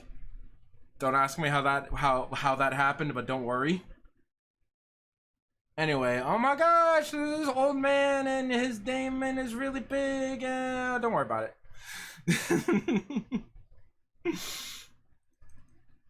So anyway, so after fighting, Enyou gets them to show him where Asa is so he can ask about his parents, which I thought this would be like a whole season-long thing, because at the end of episode 3 is be like, okay, our current goal is to find Asa and figure out what happened to my parents, and then that like immediately happened in the next 2 episodes. Which is why it's weird that like the later half of this show, or like the later half of this half of the show in the half is a little poorly paced. Because a lot of things happen in episode 1 to 3 and at the beginning of this arc, but like halfway through this arc, things just kind of stop happening or get a lot slower than this. Anyway, so they meet all these people, and she's like, oh my god, my brother, can I give you a hug? And he's like, no, please. I love how much of a brother fangirl she is. She loves her brother very much, that's all I'm gonna say. Anyway, so they find out, so he's like, hey, now that we're all here, we're in the infirmary because I cut this guy's leg. Don't worry about it. Shh. And Asa basically explains that their parents, shortly after escaping from the village, and coming to this manor, I forget what their fudging manor is called, because it's like there's 2 clans. Kagemori. Okay, the clan that attacked his village is called the Kagemori. So after she and their parents left the village, they went to the Kagemori because she was being like assassinated constantly because she's one of the sacred twins, and so there's always people out to get her to use her power for evil purposes. So the Kagemori promised to take care of her, and then her parents are like, okay, we're gonna go visit your grandparents in Okinawa, we'll be right back. And they disappeared. Like they were on the airplane, and then when the airplane landed, they were nowhere to be seen. So, and that's a big mystery for the rest of the series. But don't worry about it. Anyway, so while they're there in the middle of this conversation, some third party attacks them. Like they just get attacked by demons that are attacking the Kagemori, and they're like, "Oh, did your clan that you're working with, that Tadeda is working with? What is the other clan's name? Is it just Tadeda? What is the other clan's name?" Let me see if it says anything. No, it might just be the Tadeda.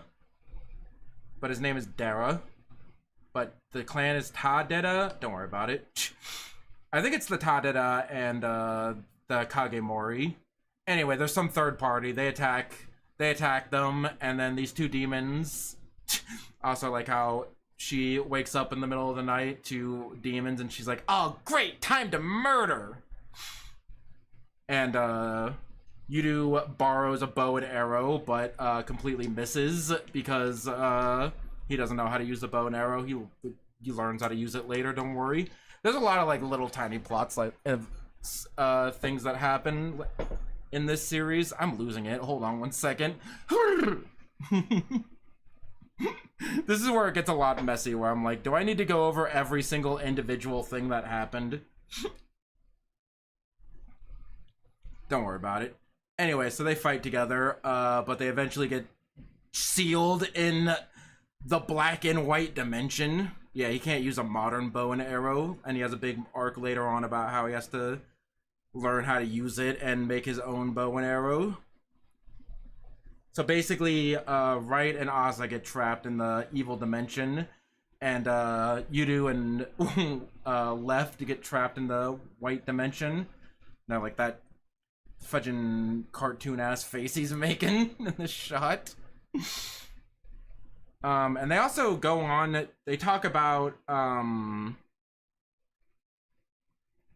again, they talked about this earlier, about how the twins are special because they can awaken the break and seal powers, and Asa has already awakened her break power, but Enyou has not been able to awaken his seal power yet for one reason or another. They explain that later. But they apparently make a big deal about how because Asa has the break power, that makes Left and Right her enemies. But he's like, well, fine for now. Don't worry about it. And also how the same thing might happen to Enyou if he gets the seal power. I'm not sure. They weren't super clear on it. But from what I understand is that Left and Right were made to basically are counters to break and seal because those abilities are too powerful. So them as Daemons were made to like control those powers. So like if Enyou awakens his seal power, then that might make Left and Right like his enemy or something. I don't know. Hopefully, if that's ever comes up into consideration, hopefully they will explain that again. Because they were not super clear about it. They were just like, oh, Asa has the break power, so that makes Left and Right her enemies. And also, same thing might happen if Enyou ever gets the seal power, but I don't know, don't worry about it. Moving on. They used this time stuck in the white void from that one SpongeBob episode where Squidward went too far in the future to practice bow and arrow. And they do eventually just come out of it because Asa's like, oh yeah, I have the break power, so I can just break the seal that is in this dimension. So she breaks the seal, and then she frees them both, and then she uses her break power again to break the contract that demon has with their master, and then she uses her blood to make a pact with that demon, and then the demon immediately starts acting like a dog and starts getting all lovey-dovey towards her, which I think is funny. So yeah, they explain it later, but like break and seal powers are wide-ranging and vague for a very specific reason, where like it's basically like what the power of break and seal do are basically only limited by their imagination, basically. So she can, quote, break anything. So I'm like, isn't that super powerful? Can't she just imagine the world breaking and the world will break? Or like, does she have to actually touch it? Because she actually has to make a hand sign with her fist. I don't know. Don't worry about it. Don't think about it. Shut up. She broke the barrier, and then she broke the contract of the demon, so she can recontract with the demon. Daemon. Don't think about it too hard. Oh yeah, she's like, hey, where's my brother? And he's like, he's inside of me. And she's like, what? Spit him out. And he's like, okay. Spits him out. And then this guy who is like, hey, where's your previous master? And the Daemon's like, over there. And then you do shoot him in the fudging shoulder with an arrow. And he's like, hey, I'm getting better at that. And she's like, damn, my brother is so cool. It's really funny. Anyway, then they fight, and then they fight. So then they continue fighting all of the people who attack the village. I like this scene where they're like, oh, we're gonna get the jump on him. But no, they have his Daemon just lop a grenade in there and then blow him up, and they die. They just straight up die. We do not see these characters again. They straight up die. And then they're like, okay, I think that's everyone. And then, ooh, who is this mysterious guy who is in the forest, who's apparently the mastermind behind all of this? I don't know. Don't worry about it. He kind of F's off, and we don't see him again until like much later. Is it also, but is it just me, or does he look like a Jujutsu Kaisen character? I have not seen Jujutsu Kaisen, but when I first saw him, I'm like, he looks like a Jujutsu Kaisen character. Am I crazy? Anyone, Tevin, have you seen Jujutsu Kaisen? Does this guy look like a Jujutsu Kaisen character, or am I just crazy? It could be both.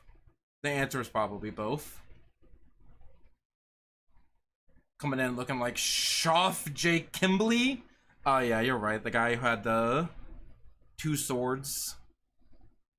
Never seen Jujutsu Kaisen? Okay. We should both fix that at some point. When is that game coming out? The Hollow Cure game? Oh yeah, that guy with the slicked back hair and ponytail and the like bolo hat from Full Metal Alchemist. I remember that guy. What was it called? Game 2026.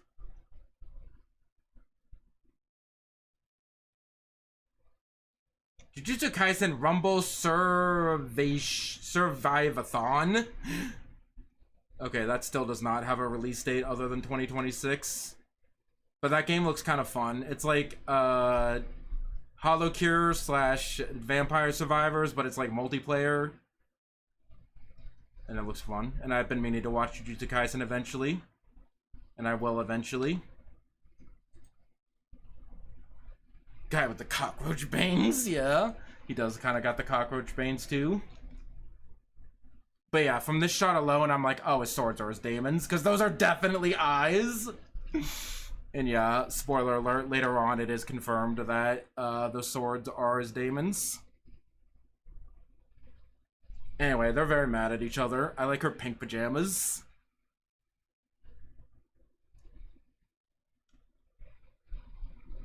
And so, like, yeah, do you have... She's like, hold on. So she's like, hey, do you have any smaller form? And then they go, boom! And then she's like, oh my god, they're so cute! Again, I really don't need to highlight every single thing that happens.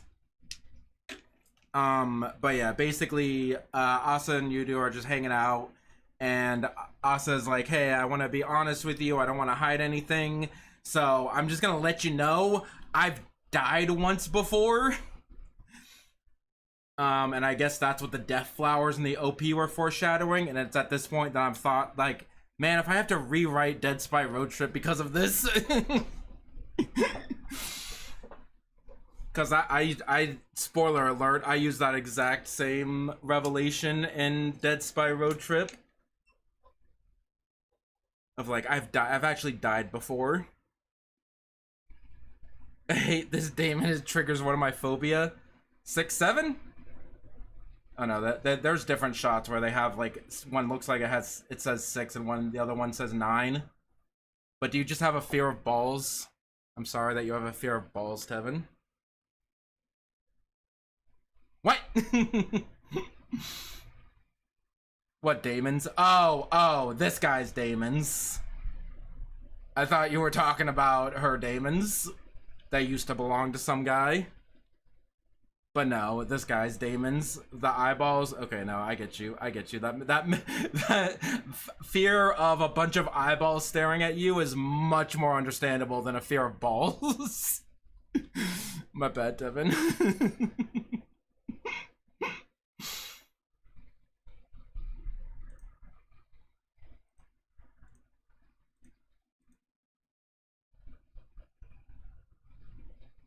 Updating my list of things that I need to talk about.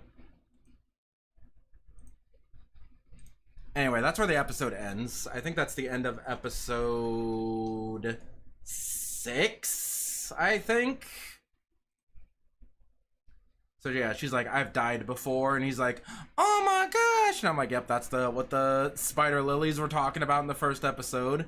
But before that, we have to have more traumatic backstory of the first time Enyou killed a man, because he got jumped by a bandit in the middle of the woods while he was out hunting with his dad, and he stabbed him. And that traumatized the young lad, and his dad's like, it's okay, don't worry, that was just called bloodlust, and if you want to survive, you have to learn how to kill people. And I'm like, what the fuck? What the fuck? And it's explained later that there's like assassins coming after him because he's one of like the legendary twins. So he is killed before and he is killed again, but they showed when he was like a little kid and he killed for the first time, and he was very traumatized by it. And he's like, don't tell anyone in the village of what happened here. And then they go in the village, and he's just like standing there like, yep, everything's fine. I didn't kill a man, don't worry about it.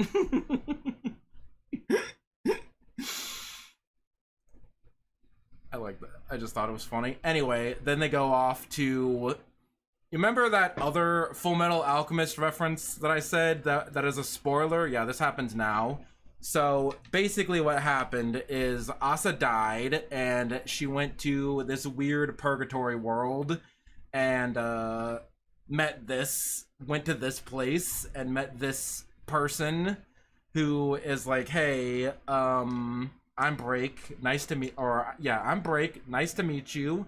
You can either accept your death and die now, or accept me and get the power of Break. And she's like, well, I don't want to die, so sure, I'll get the power of Break. And then she revived and killed some people. And that was the first time she had to kill a man. And then that's how she got the power of Break. And how it's similar to Full Metal Alchemist is, like, I'm pretty sure in Full Metal Alchemist they also, like, you know, this whole thing of, like, going to another dimension and seeing, like, the truth of the world, and then you come back and then you get this superpower. Is that not exactly how they got that? Being able to transmutate without a transmutation seal power in Full Metal Alchemist? Am I crazy? No? Okay. And yeah, that's why she has an eye patch, because one of her eyes is now evil Break powers now. Okay. I don't feel like you wouldn't need to keep an eye patch on that, but I guess if you don't want to have people ask questions, then sure, go ahead. Tevin, am I crazy? Or is that very similar to Full Metal Alchemist, where they go to another dimension and see another otherworldly being and then get a superpower?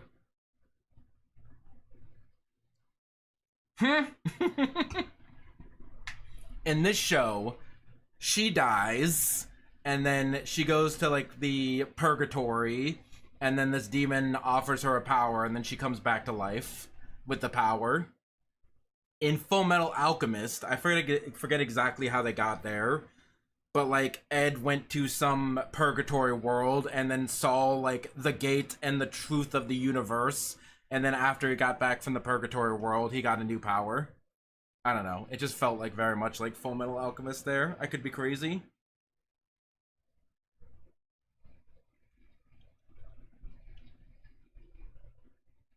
didn't notice. Fair enough. And yes, I do have to rewrite Dead Spy Road Trip. There is no thought in the world that is original. But also, speaking of similarities to other series, they stole my idea. Because I had the idea of a character dying and then coming back to life with superpowers before they did. By the way, go read Dead Spy Road Trip on my YouTube channel. On the main page, you scroll down, you'll see a playlist called My Writing. Episode 1 almost has 100 views. You want to be the 100th view? You can be the 100th view. Does it already have 100 views? Let me see. Nope, it's still at 99. Go watch, go read Dead Spy Road Trip Episode 1. I have a VOD on my YouTube channel of me reading the episode. It's my original short story series. Anyway, enough shilling. Just wanted to explain that. But yeah, there's no original thought in the universe. We ran out of new sentences left. Sorry, guys. Anyway, so as soon as I heard this, I'm like, oh yeah, 100%. At some point in this series, Enyou's going to die and get the seal power. They do mention that. They're like, hey, if she died and got her break power, does that mean... And they're like, don't you fucking do it. Don't you fucking do it. I swear to God, don't you goddamn do it. He's like, I wasn't saying, I was just a theory that if I were to die, would I get the seal power? And they're like, that's not a guarantee. There have been cases in the past where a twin has died without getting their superpower. So they're like, don't do it. Don't do it. But I'm just knowing. But just know, at some point in the series, Enyou has a 1-up in his back pocket. He can die once. And that's 100% going to happen. Anyway, later, the next morning, they're talking and having breakfast, and we get introduced to token fat guy of the series. Because every big anime has to have a token fat guy. And he's all nice, and he's super cool, and he's chill. And he was mysteriously absent during the raid, because he's a mangaka, and he barely hit a deadline, and so he was sleeping, and he couldn't have possibly had anything to do with that raid. Don't worry about it. He's not very suspicious. He's not suspicious at all. He's just a nice little fat guy. Don't worry about it. He's a mangaka. He's a mangaka. Very Scott Pilgrim. Scott gets a 1-up very early into the series. Oh, that's funny. And they're like, yeah, here's left and right. And then he's like, ooh. And here's this nice old man who's also definitely not the strongest character in the series. And then Dara comes to pick him up, and he's like, hey, I'm here to pick up my fake son. And they're like, okay. And they just let him in, and he walks in and then picks him up, and then he leaves. Anyway, the fat guy's Daemons powers are the ability to erase and then rewrite things. And they're like, oh, you have to have a very good sense of what something looks like in order to wield these powers. So as a illustrator, he's perfect for this. Okay. And I like his Daemon's faces. They have very good faces. Also, they communicate by going bleh! So that's also very funny.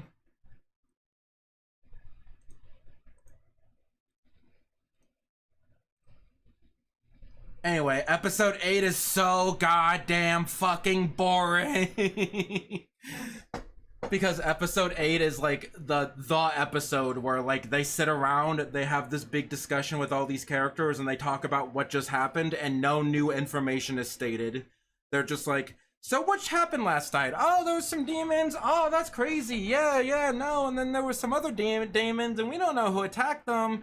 And yeah, I don't know. It sucks to be us. And oh my God, my brother's so cool. He's using chopsticks. And yeah, that was like the entire goddamn episode. Up until and also the two clans hate each other. They're like, yeah, we hate you, Dara. And they're like, yeah, well, fuck you too, man. And then, fuck you. No, fuck you, man. This episode was so goddamn bad. This episode was so goddamn bad. Up until the last, like, 5 minutes. Oh yeah, also, okay, here's the two things. Things that they were talking about, three things mostly. Things that we already know about, how the two clans hate each other, which we also knew about, what happened the night before, which we also knew about, and how Enyou doesn't want bodyguards, which I'm like, okay. Because they're like, hey, you're gonna be hunted, so you should come into our safety. And he's like, fuck you, I don't know fucking goddamn bodyguards. They're like, okay. And then we move on with our lives. But the last 5 minutes of episode 8 might be the best 5 minutes of the series because they backloaded all the good episode into the latter half of episode 8, where Asa shows Enyou a picture of his parents, and he's like, "What the fuck? That's so realistic! How did you do that?" And then she's like, "It's a camera. See, look." And he's like, "What some magic sorcery is this?" I like that. It's very funny. And she just wanted an excuse to get a picture with her brother. And anyway, he's starting to leave, and then Asa basically tells him that his parents didn't want to leave him, that they tried to take him with them when they left the village, but they just couldn't, so they had to leave him there, and they felt really bad about it, and that made Enyou, have I been saying Enyou feel nice, because he's like, okay, my parents don't hate me, they just, you know, they didn't abandon me, they just, you know, they couldn't take me with them, they could only pick one person. And then later Asa jumps out and gives him a little hug, and they have a very emotional moment, and she touches his back just like she did when she was a little kid before she got switched out with the fake Asa. And then Enyou has a very emotional scene where he starts crying and is like, I know that's the real Asa. I know for 100% certainty that is my real sister and not the fake that she was replaced with 10 years ago. It's a very nice episode, and I like it. Or it's a very nice scene. It's a very good scene in a very bad episode. That, you know, we have this nice moment where Enyou realizes his parents don't hate him, and it was just tragic, and that's a very big, like, revelation for him. And Asa giving him a hug, and him realizing that that is indeed the real Asa, and he, like, shows emotion for the first time in the series, and I thought that was very good. I like it when a character who doesn't show emotion, like, breaks and then ends up showing emotion, which they've only done so far. They've only done it twice so far. Once when he rushed in on fake Asa and got eaten by the anglerfish because he was thinking about the childhood trauma that he had. And then once here,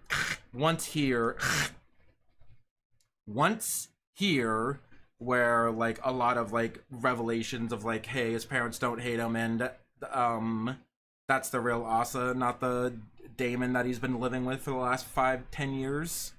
It's a good episode. I like it a lot. Do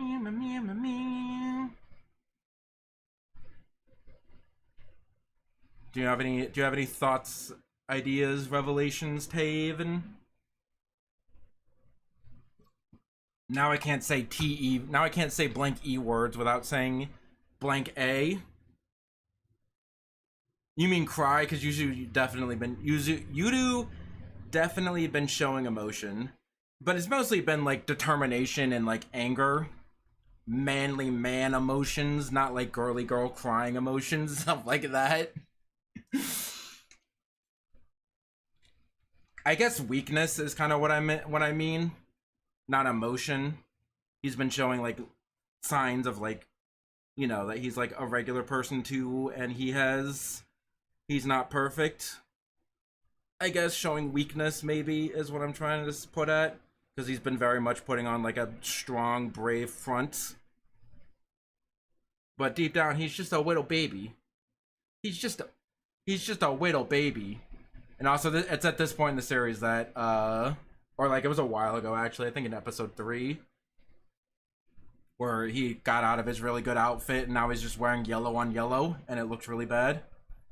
But don't worry about it. Yeah, see how terrible that outfit looks? Yellow on white on yellow. Bad. Anyway, next episode.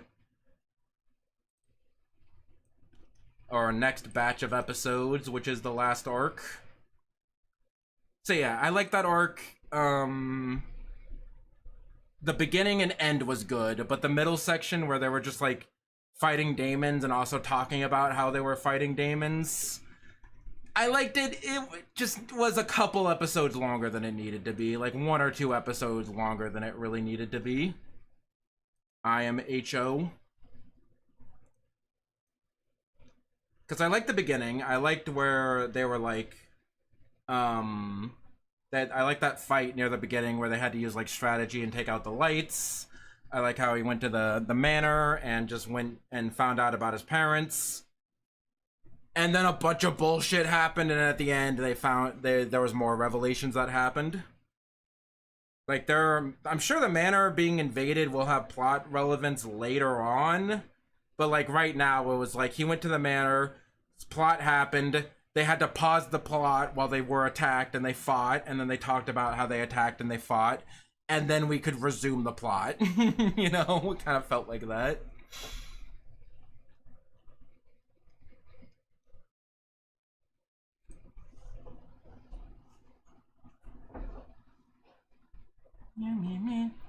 Again, just because I have criticisms for a show doesn't mean I don't like it. I still like the show a lot. I enjoyed watching the 12 episodes of it, and I will watch the next 12 episodes. But like, there were just some things where I'm like, it could have been better.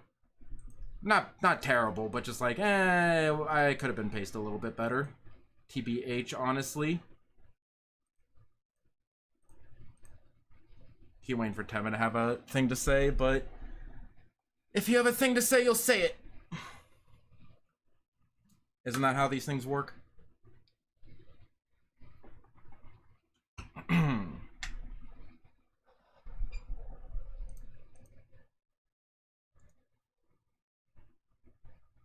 just reading over my notes. Okay. Sorry, know what to talk about during this section, because that last section was very scatterbrained because a lot of different things were happening at one time. But basically all you needed to know from like episodes like 5, 6, and 7 were just like they fought and that's it. That's all. They had a fight. It was a good fight. I liked the fight, but it was just a fight. Anyway, so we start the next episode where they're still in Tokyo, and they're like, well, we might as well hang around before we go back to Gunma and show Yoru the sights. So they have a hop on a little ferry, and Yoru's like, oh my god! And then they learn how ticket machines work, and they just have like a montage of just Yoru being in awe of the technology and left and right having a good time. Also, Tevin, you're 100% right. Even when Left is having a good time, she's still not quite smiling. It's very funny. Anyway, so then they have a flashback where Yoru finds out that like the assassins that have been like hunting him down ever since he was a kid. He was like, I noticed that their hands were like weirdly clean, and so he determined that. Then after learning what he knows now, he determined that they have to be from like the modern world that have been sent up there to try to kill him because he's one of the destined twins. Also, they're being trailed while they're doing their shopping. Also, there's a funny pun that happened that got a good translation in the dub, because in Japanese they're talking about like the security cameras in the Kagemori mansion, and Yoru hears camera and thinks of turtles kame, because the Japanese word for turtle is kame.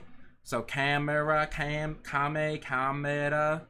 So he doesn't know what the fudge a camera is. So he's like, are you talking about turtles? And it shows a visual of turtles. And then in the English version, Tadada's talking about how the Kagemori shelled out for security cameras. And then Yoru's like, shelled out? Like turtles? So the turtle visual worked both ways. They just changed it from camera turtle to shelling out turtle, both of which are words that Yudu would not know. Because I guess shell out money is a more modern term, I guess, that wouldn't be used in a rural village. I don't know. Don't worry about it. So yeah, I just wanted to highlight one of the times that the dub does do a good and has a good part. One of the few times in anime where a pun is actually properly translated, and I like that a lot.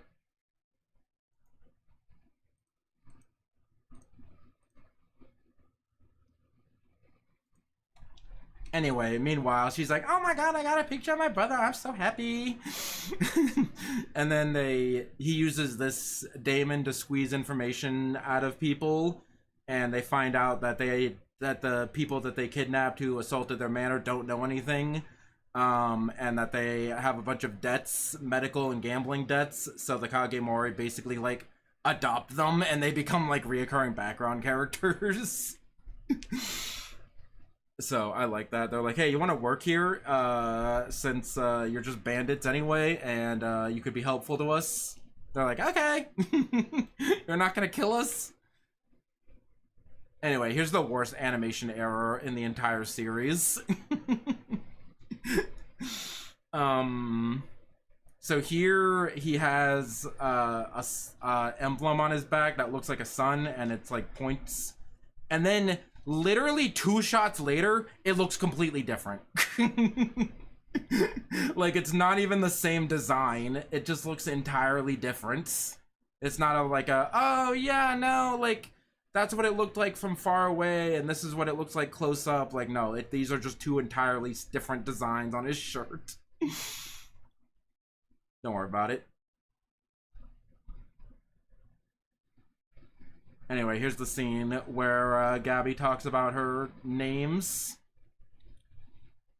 I can't see the difference at all. Do you see how it's like a circle and then like a ring around the circle and then triangles coming out of that circle?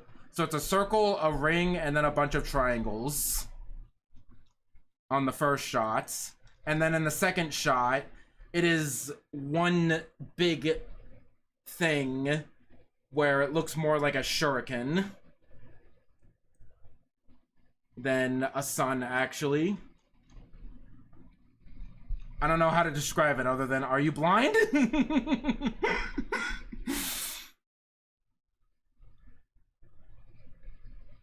I'm zooming in. I'm zooming in as much as I can.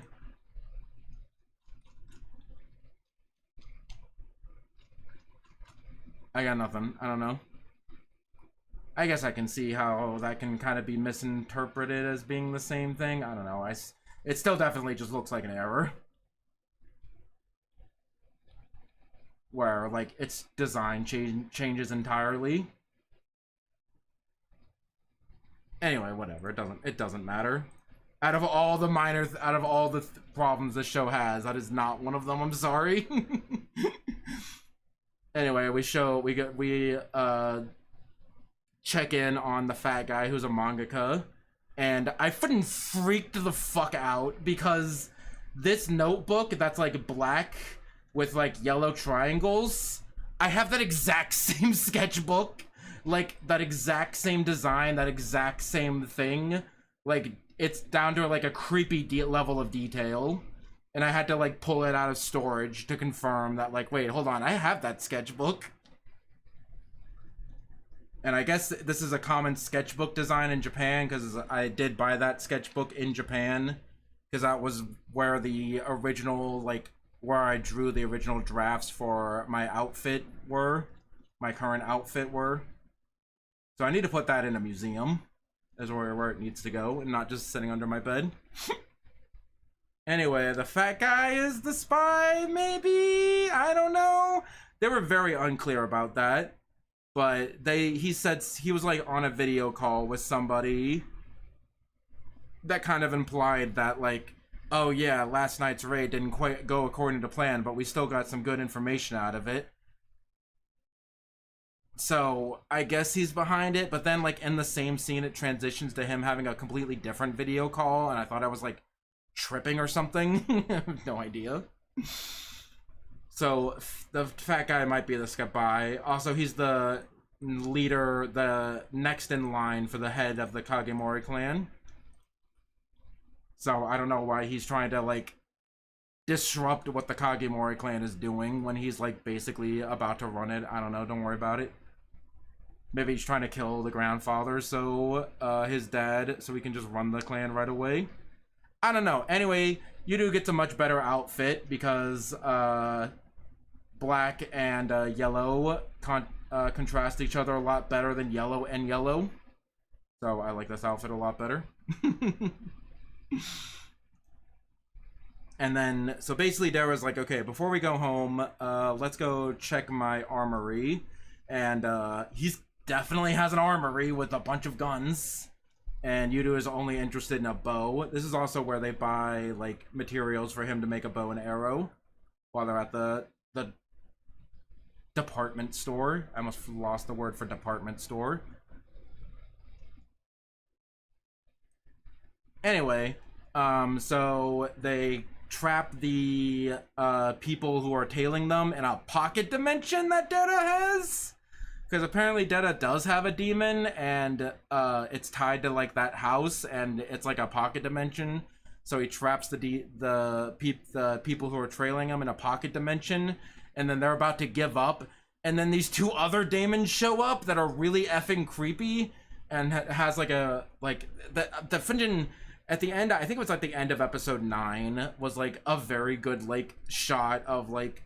Very creepy shot of like this demon, and then like a first person viewpoint of like going up, and then they're like creepy as fuck, and then their names are just long arm and long legs, and I'm like, okay, you ruined it. Are they actual Daemons? Ashinaga Tenaga, long legs, long arm, are a pair of yokai in Japanese folklore. One has extremely long legs, while the other has long arms. They first described in the Japanese Encyclopedia Wakan Sansei Zoo. They're said to be found in Kyushu. Okay, that's interesting. Though they're like based off like a real yokai. Naruhodo. I did not know that. Now I do. Anyway, so then these guys show up. They fight, and then we go back to the main plot. No, this fight is actually really cool, but it is like one of the worst cases of like demons show up, they fight them, we move on with our lives. Because like they're being tailed, they go to this pocket dimension, and then they run into these Daemons, and then they fight the Daemons, and then they move on with their life. Like the only thing that these Daemons do is that their master becomes like a reoccurring character. But like, I don't know, did we really need these Daemons to introduce this character? Couldn't he have not just shown up in any other way? I don't know. It's a cool fight, so I'm not complaining that much. Ningyo is mermaid, is a creature with both human and fish-like features, described in various pieces, often translated as mermaid. Hey, guess what? The term is technically not gender-specific and may include merman. Literal translation, human fish, has also been applied. Why did you send this to me? I know about mermaids. You think I don't know about mermaids? Oh, just the awful image of a fish with a human head. Not a human torso, a human head. Okay, fine. I'll show it off on stream.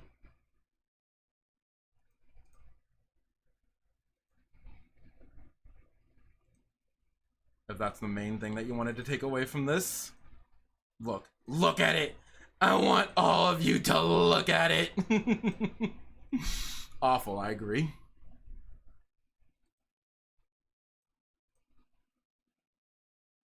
Oh my gosh, I've ruined everything. Hold on.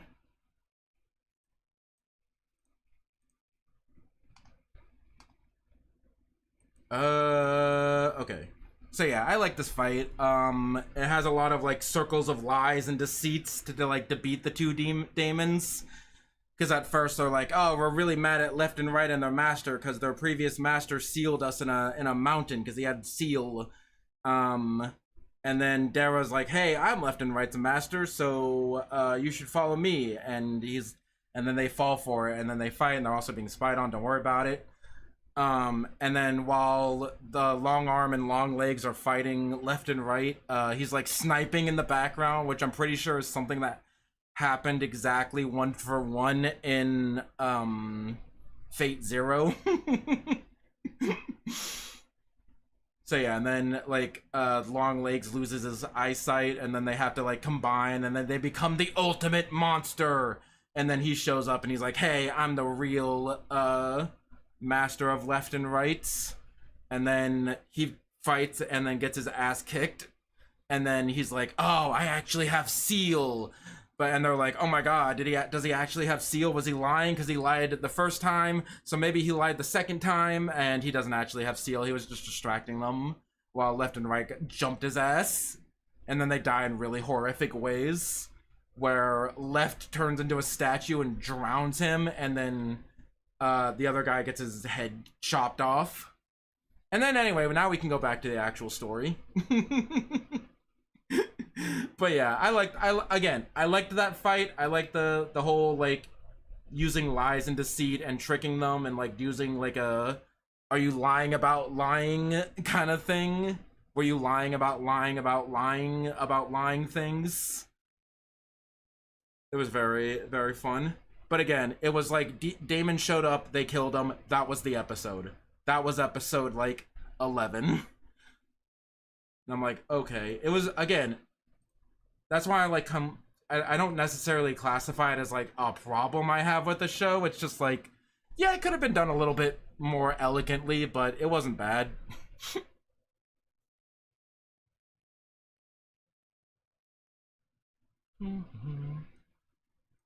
But yeah, basically then they found the Daemons master, and it's like this little kid, and he's like, "I promise I didn't try to kill," because the Daemons killed 2 of the people that were trailing them. And he's like, "Oh my god, I'm so sorry. I like those long arm, long legs, they were my Daemons, but they were not listening to me, and they just were out for blood. Please, I'm a nice guy, I promise." And see, we have someone who isn't just white. So that's almost made up for the whitewashing of Rose in Full Metal Alchemist Brotherhood.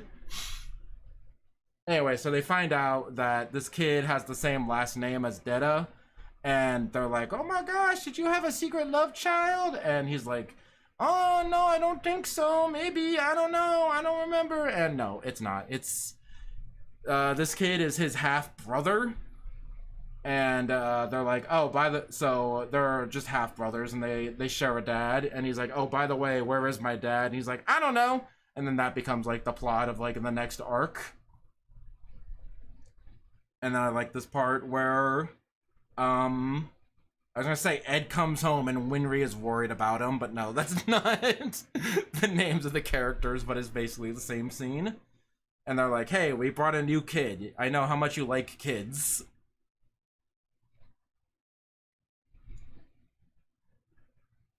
So yeah, that's basically what ends up happening. I'm trying to figure out. I wrote this out of order. Okay, so to the 2 Daemons Masters is some kid who's Tadada's half-brother. He says that the demons are acting out of his control. They end up taking him in because his parents left him with a bunch of cash. And their next goal is to find their dad. Find my house. No, find the dad. And also, here's a bad translation, because Hana and Yudu are arguing about keeping the kid or not. And in the dub, when Yudu and Hana are arguing about keeping Ken, Hana says, "Well, I love Japan's declining birth rates," where that is not what she said at all in the Japanese version. In the Japanese version, she just states Japan's declining birth rates as a fact in response to how Yudu's town worked in like the middle of the argument. Because Yudu's like, "Oh, in my town, children are very valued," and she just basically is like, "Well, here birth rates are on the decline." So maybe kind of implying that children are not as valued here as they are in your world. But the dub just went way too far with it and just said, and made her just say, quote, "I love Japan's declining birth rates," when that is not what she said at all. Bad translation.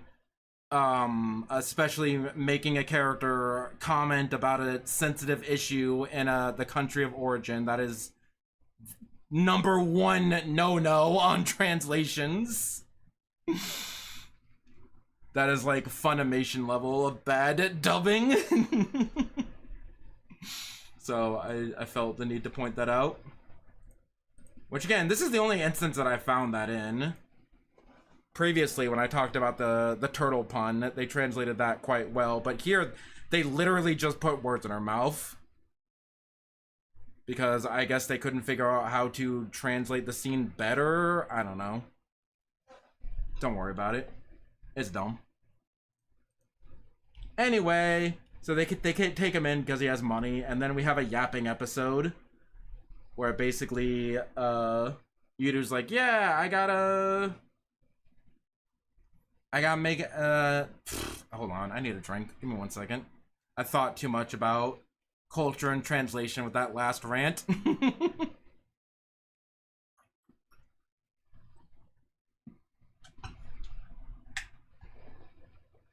Okay. Anyway, so yeah, we have a yapping episode. It'd just be a character specific thing, not translation. But they literally changed what she said here in the translation. Where in the Japanese version, she stated Japan's declining birth rates as a fact. And then in the English dub, they added the word, "I love Japan's declining birth rates," which are two very stating that something exists and that a problem in your country exists, and the fact that you love that your country has this problem are two very different things.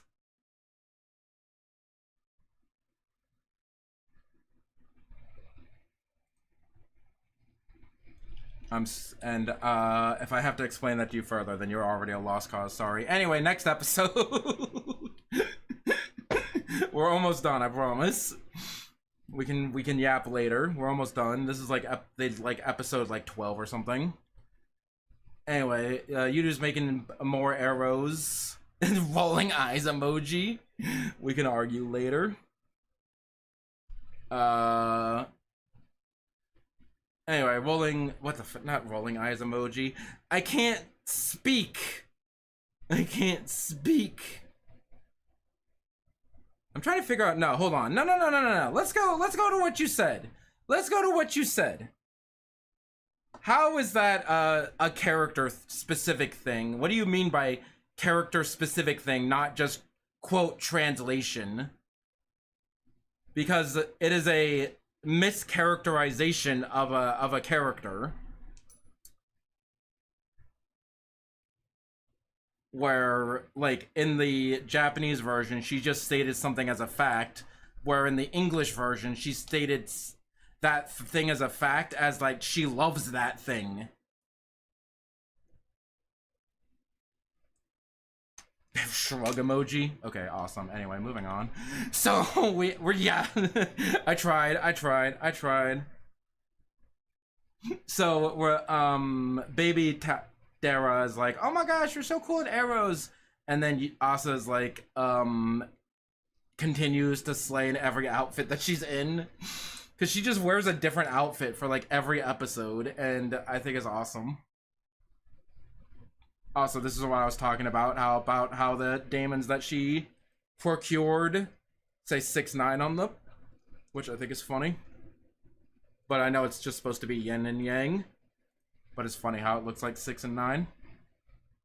Anyway, so the bandits who they adopted and hired claim that there was a entrance on the west wall, and that's how they came in. And they went to the west wall, and they're like, "There's no entrance here." And they're like, "Huh, that's weird. There used to be an entrance here."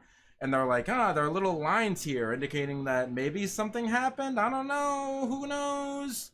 Anyway, moving on. There's also this old guy who has beef with this other guy and also knows Sword Dude. That's not relevant right now. Might be relevant later. Anyway, Asa gets a call from her grandma, and her grandma's like, "Oh, sweetie, you should come and visit me in Okinawa. I'm so old and lonely." And she's like, "Oh, I'm being assassinated, grandma. Don't worry about it." Click. Also, here she's wearing yet another outfit. And then after she hangs up the phone, they're like, "Yeah, something's going on with grandma, because she's called me like 15 times and said the exact same thing, word for word, every single time." And then we have this scene where, like, yeah, there are demons controlling their grandma. That's a problem for another day, because they talk about wanting to go to Okinawa to visit their grandma, because that's where his parents were going, so maybe they might have some information on how their parents disappeared if they go take the same route. But they're like, "Nah, that'd be too hard. You'd be assassinated immediately, so let's not go to Okinawa." And I'm like, okay, whatever, screw it. There's obviously shit going on there. We're going to Okinawa eventually, but not now, apparently.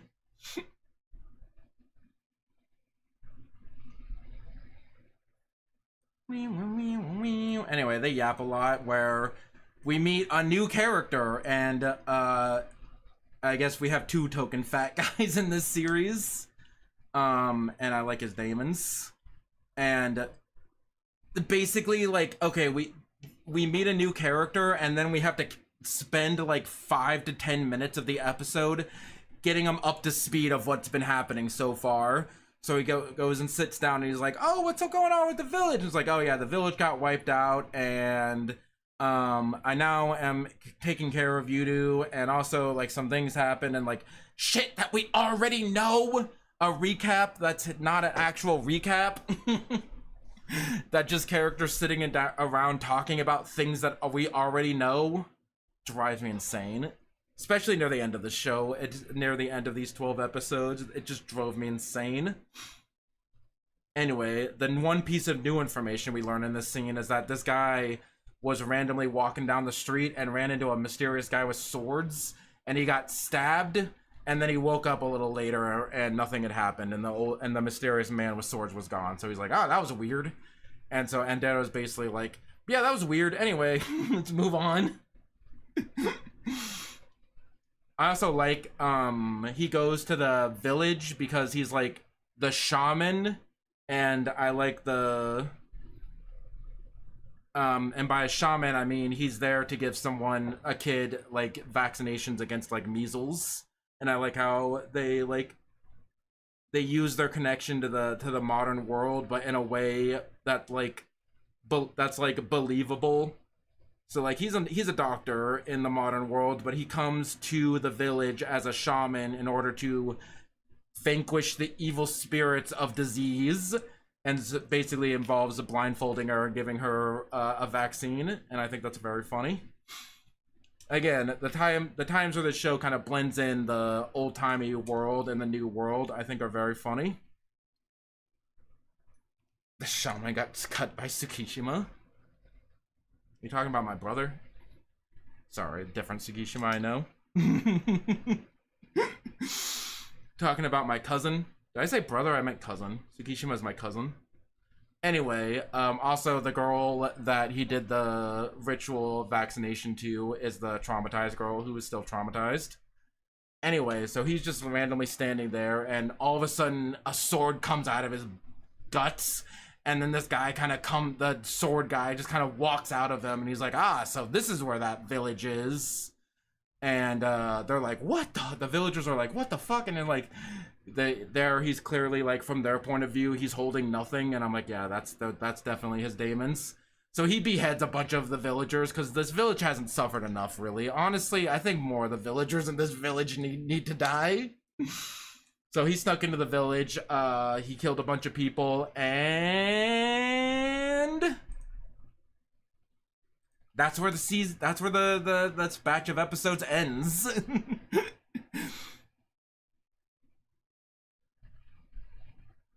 You of all people should know what I'm referencing with Tsukishima. The guy from Bleach, right? That's what I said, right? Yeah. The guy from Bleach who cuts people with a sword. Okay, that's what I was talking about when I said that's my cousin. My cousin Tsukishima. Yeah, I know him. He's been through with me through all the good times, through all the bad times. He's had my back. Why? Of course I remember Tsukishima. That's crazy. You think I wouldn't remember my best cousin, the guy, my ride or die, Tsukishima? Anyway, moving on.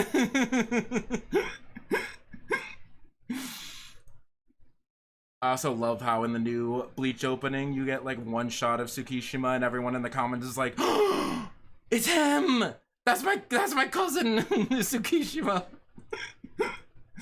Love the Bleach community sometimes.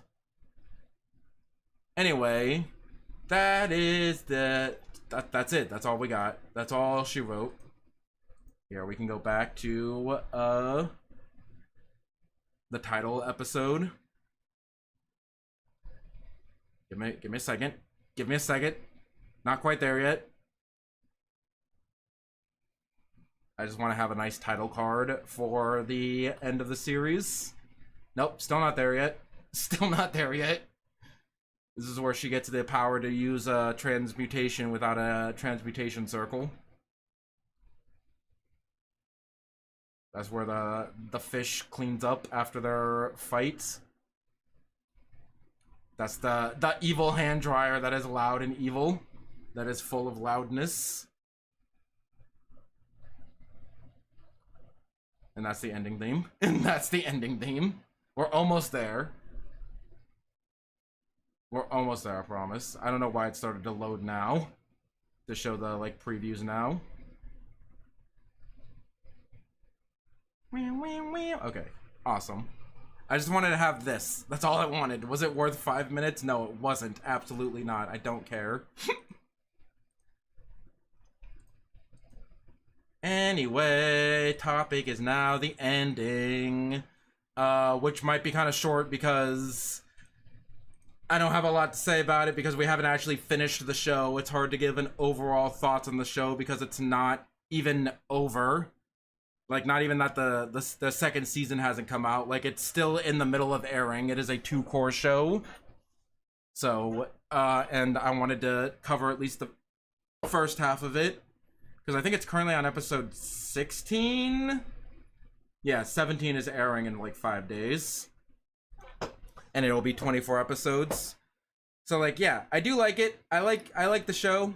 But, it's just hard to give, like, overall thoughts, because, like, the second half of the show, maybe the pacing gets better, or, you know, and that was just, like, a weird midsection issue. I don't know. Don't worry about it. But, yeah, I do like it well enough. I like it despite me complaining about how the characters like to yap about things that we already know about, and that that fights happen that are not plot relevant. I do like the show, because the good parts of the show are very good. I like the fights. Even if they're not important, and I like when the plot happens. I like all the things about the fights between the clans, and the sister and the brother, and the lore about the break and seal, and I like all the different, seeing what all the different Daemons' abilities are, and all the different factions fighting each other, and like them like double crossing each other. That's sick as hell. I like it a lot. When the show is good. And it has a lot of, like, good emotional character beats with, like, you know, the connection between Yudu and Asa, especially. So I do like the show. I like the fighting clans. I like the story about the twins. I just wish the pacing was a little bit better. I just, like, a little bit faster. If we can like put it on, if we can put it on like 1.25 speed, that would be perfect, I think. And there's just sometimes where, like, again, there's only really like an episode and a half, episode 8 and like half of episode 12. Was that episode 8? Yeah, no, that was episode 8 and like half of episode 12. Just cut those out, and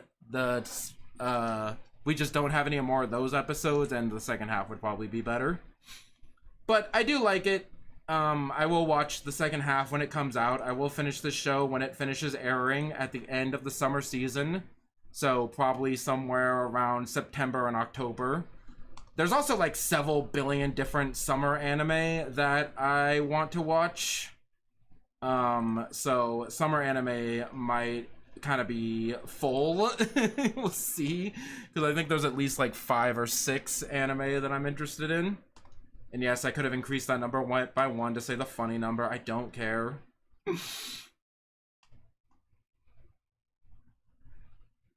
1, 2, 3, 4, 5, 6, 7, 8, 9. Okay, it was 8 or 9.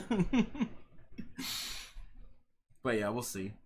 And I also want to watch Jujutsu Kaisen. I'm still figuring out what to do about that.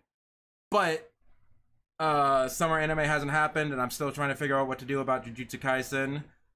So the next anime that I will cover will be one last anime from spring 2026, because the last 3 discussions, this, Witch Hat Atelier, and Ganbatte Nakamura-kun, have all been spring 26 anime.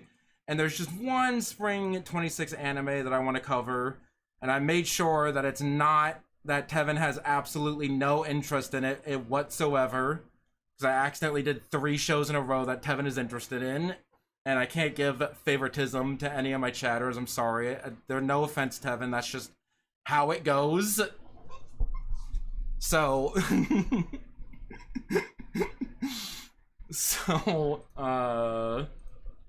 the next anime that I will be covering will be not that. Hold on. we just did that. Okay, here we go. Botan fully blossoms when drunk is a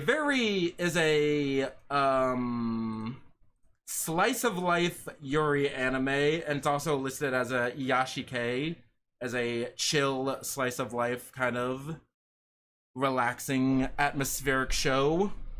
I was planning on watching this show, but because it's a Yuri show and it's highly acclaimed, but I wasn't initially planning on covering it. But I have heard a lot of things about this show. There was a lot of varying opinions on this show, mostly good opinions, but there's also like some like seemingly petty criticisms people have of this show.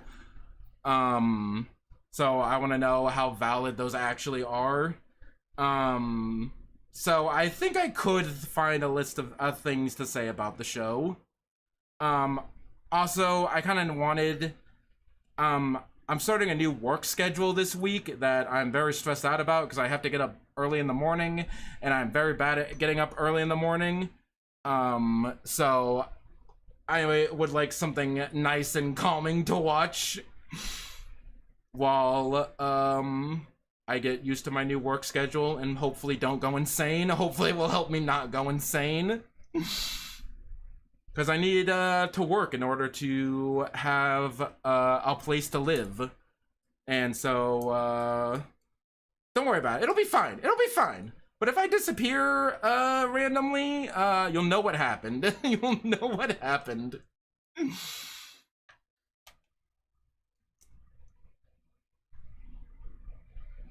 If this new work schedule ends up, because like, listen, I don't know, I already talked about this elsewhere, but like, when I don't get enough sleep, that's when my depression gets really bad, and I have a terrible time getting up early. It's apparently an ADHD thing, by the way, like delayed sleep syndrome kind of thing, where like your internal clock is just like wrong. Because like my natural sleep cycle is like from 2 to 4 a.m. to like 10 to 12 a.m. And that is not when the rest of the world like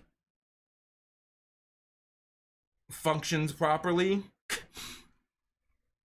So like most of the time I end up going to sleep at around like 2 a.m. and then waking up at like 10 a.m. and that's like 8 hours.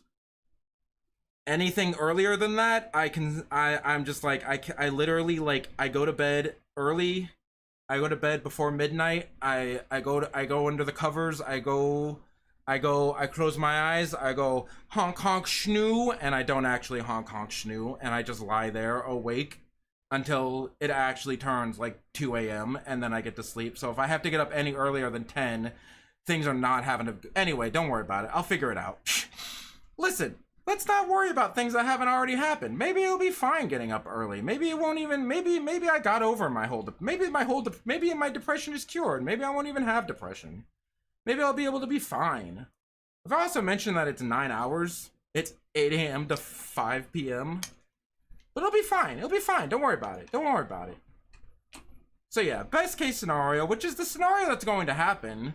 Hey, by the way, I fucked up. Hold on 1 second to remake this. What is 2 weeks from now? August 8th. How do you spell August? A-U-G-U-S-T. A-U-G-U-S-T. What did I just say? August 9th. And this is one of those shows that I definitely have no problems. I will have no problems yapping about with by myself. Because I like Yuri. Or I guess it's one of those things where I'm like, I'm planning on not having anyone in chat.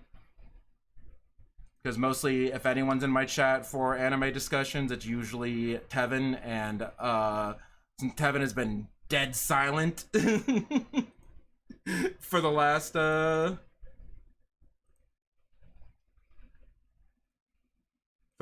ever since I announced what anime I'm doing next. I'm assuming Tevin, I am correct in my assumption that Tevin has no interest in this. Okay, here we go. August 9th. Perfect. But yes, worst case scenario, I disappear for a couple weeks / months. Don't worry about it. I'm fine. I'll find a way to live. But let's just say best case scenario, which is the most likely scenario. Let's not always think in negatives. Let's think positively. Let's listen to my therapist and think, what if things go well? Well, things go well. I have to wake up early some days, and my stream schedule will have to change. Because normally I've been doing Sunday, Tuesday, Thursday, Friday. But I can't do the Tuesday, Thursday stream. So I think the stream schedule might be keep Sunday and Friday, and then just switch Tuesday, Thursday to Monday. So my stream schedule from here on out would be Sunday, Monday, Friday. And from here on out, I mean right now, because today's Sunday. So the next stream will be tomorrow, Monday. So yeah, it'll be fine. Don't worry about it. I have Yuri to help me through it. Yuri will make everything better. So yeah, yeah, and that's the end of my notes. Awesome. So I hope you all enjoyed this anime discussion. Next anime discussion will be this Yuri show. Okay, the two things that I've heard about it is that its art style is inconsistent, which A, how is that a problem? And B, despite being a Yuri show, the manga author has also written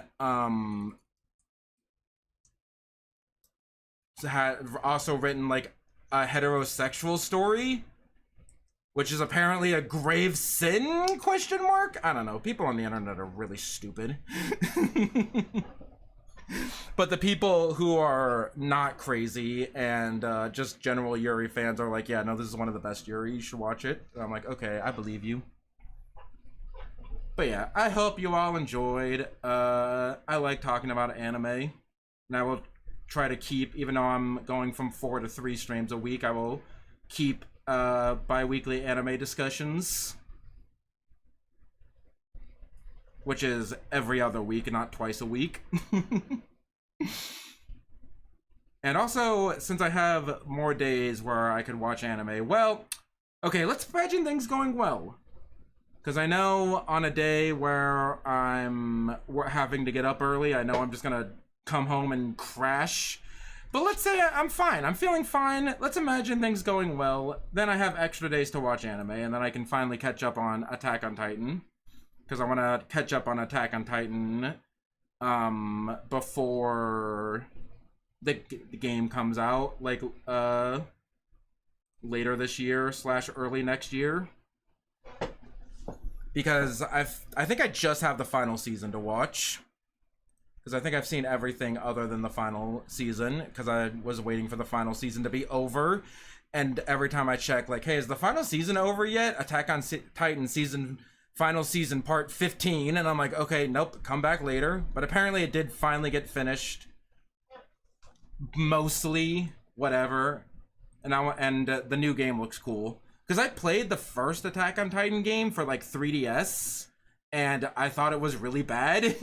So, and then every future Attack on Titan game just looked the same, but a little bit better. So I've never had a really interest in other Attack on Titan games, but this new one actually looks really good. I think it's just called Attack on Titan 3. But the new one actually looks good. It has like free roaming sections and like more mechanics with the 3D maneuver gear. Attack. So what do you think is like the main enemy in Attack on Titan? Like, what do you think they attack in Attack on Titan? Yeah, Attack on Titan 3. And they just said this winter, which could be anything from November to March. So while I'm thinking about it, what do you do in Monster Hunter? Like, I always hear people saying that they're playing Monster Hunter, but like, what's that game about? Like, what do you do in that game? Also, who's the main character in Super Mario Brothers? I also never found that out either. And who is Kid Icarus? Okay, I'm clearly loopy. I gotta end the stream. I hope you all enjoyed. Imagine things going well. That is the wisdom that I will leave you. Oh yeah, also stream tomorrow. I will be starting a new indie game. It is not anything related to Undertale or Celeste. I'm gonna spoil that one right now, just not to get your hopes up. But it is an Undertale. It is an indie game I've been meaning to play for a while, so it'll be lots of fun. But that will be tomorrow, so I hope y'all enjoyed. Follow, like, comment, subscribe, do whatever on whatever platform you're watching. If you want to see more, if you want to support me and see more, let me stream more.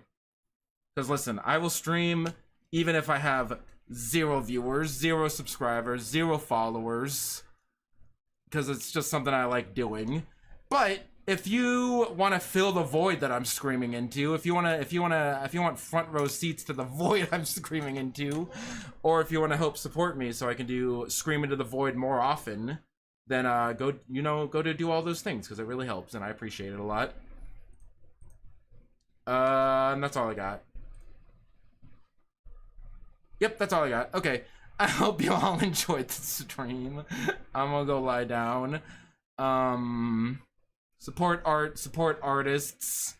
Be kind to yourself. Take care of yourself. Be kind to others. Hope you enjoyed the stream. Have a good rest of your times. And until next time, stay fresh, cheese bags.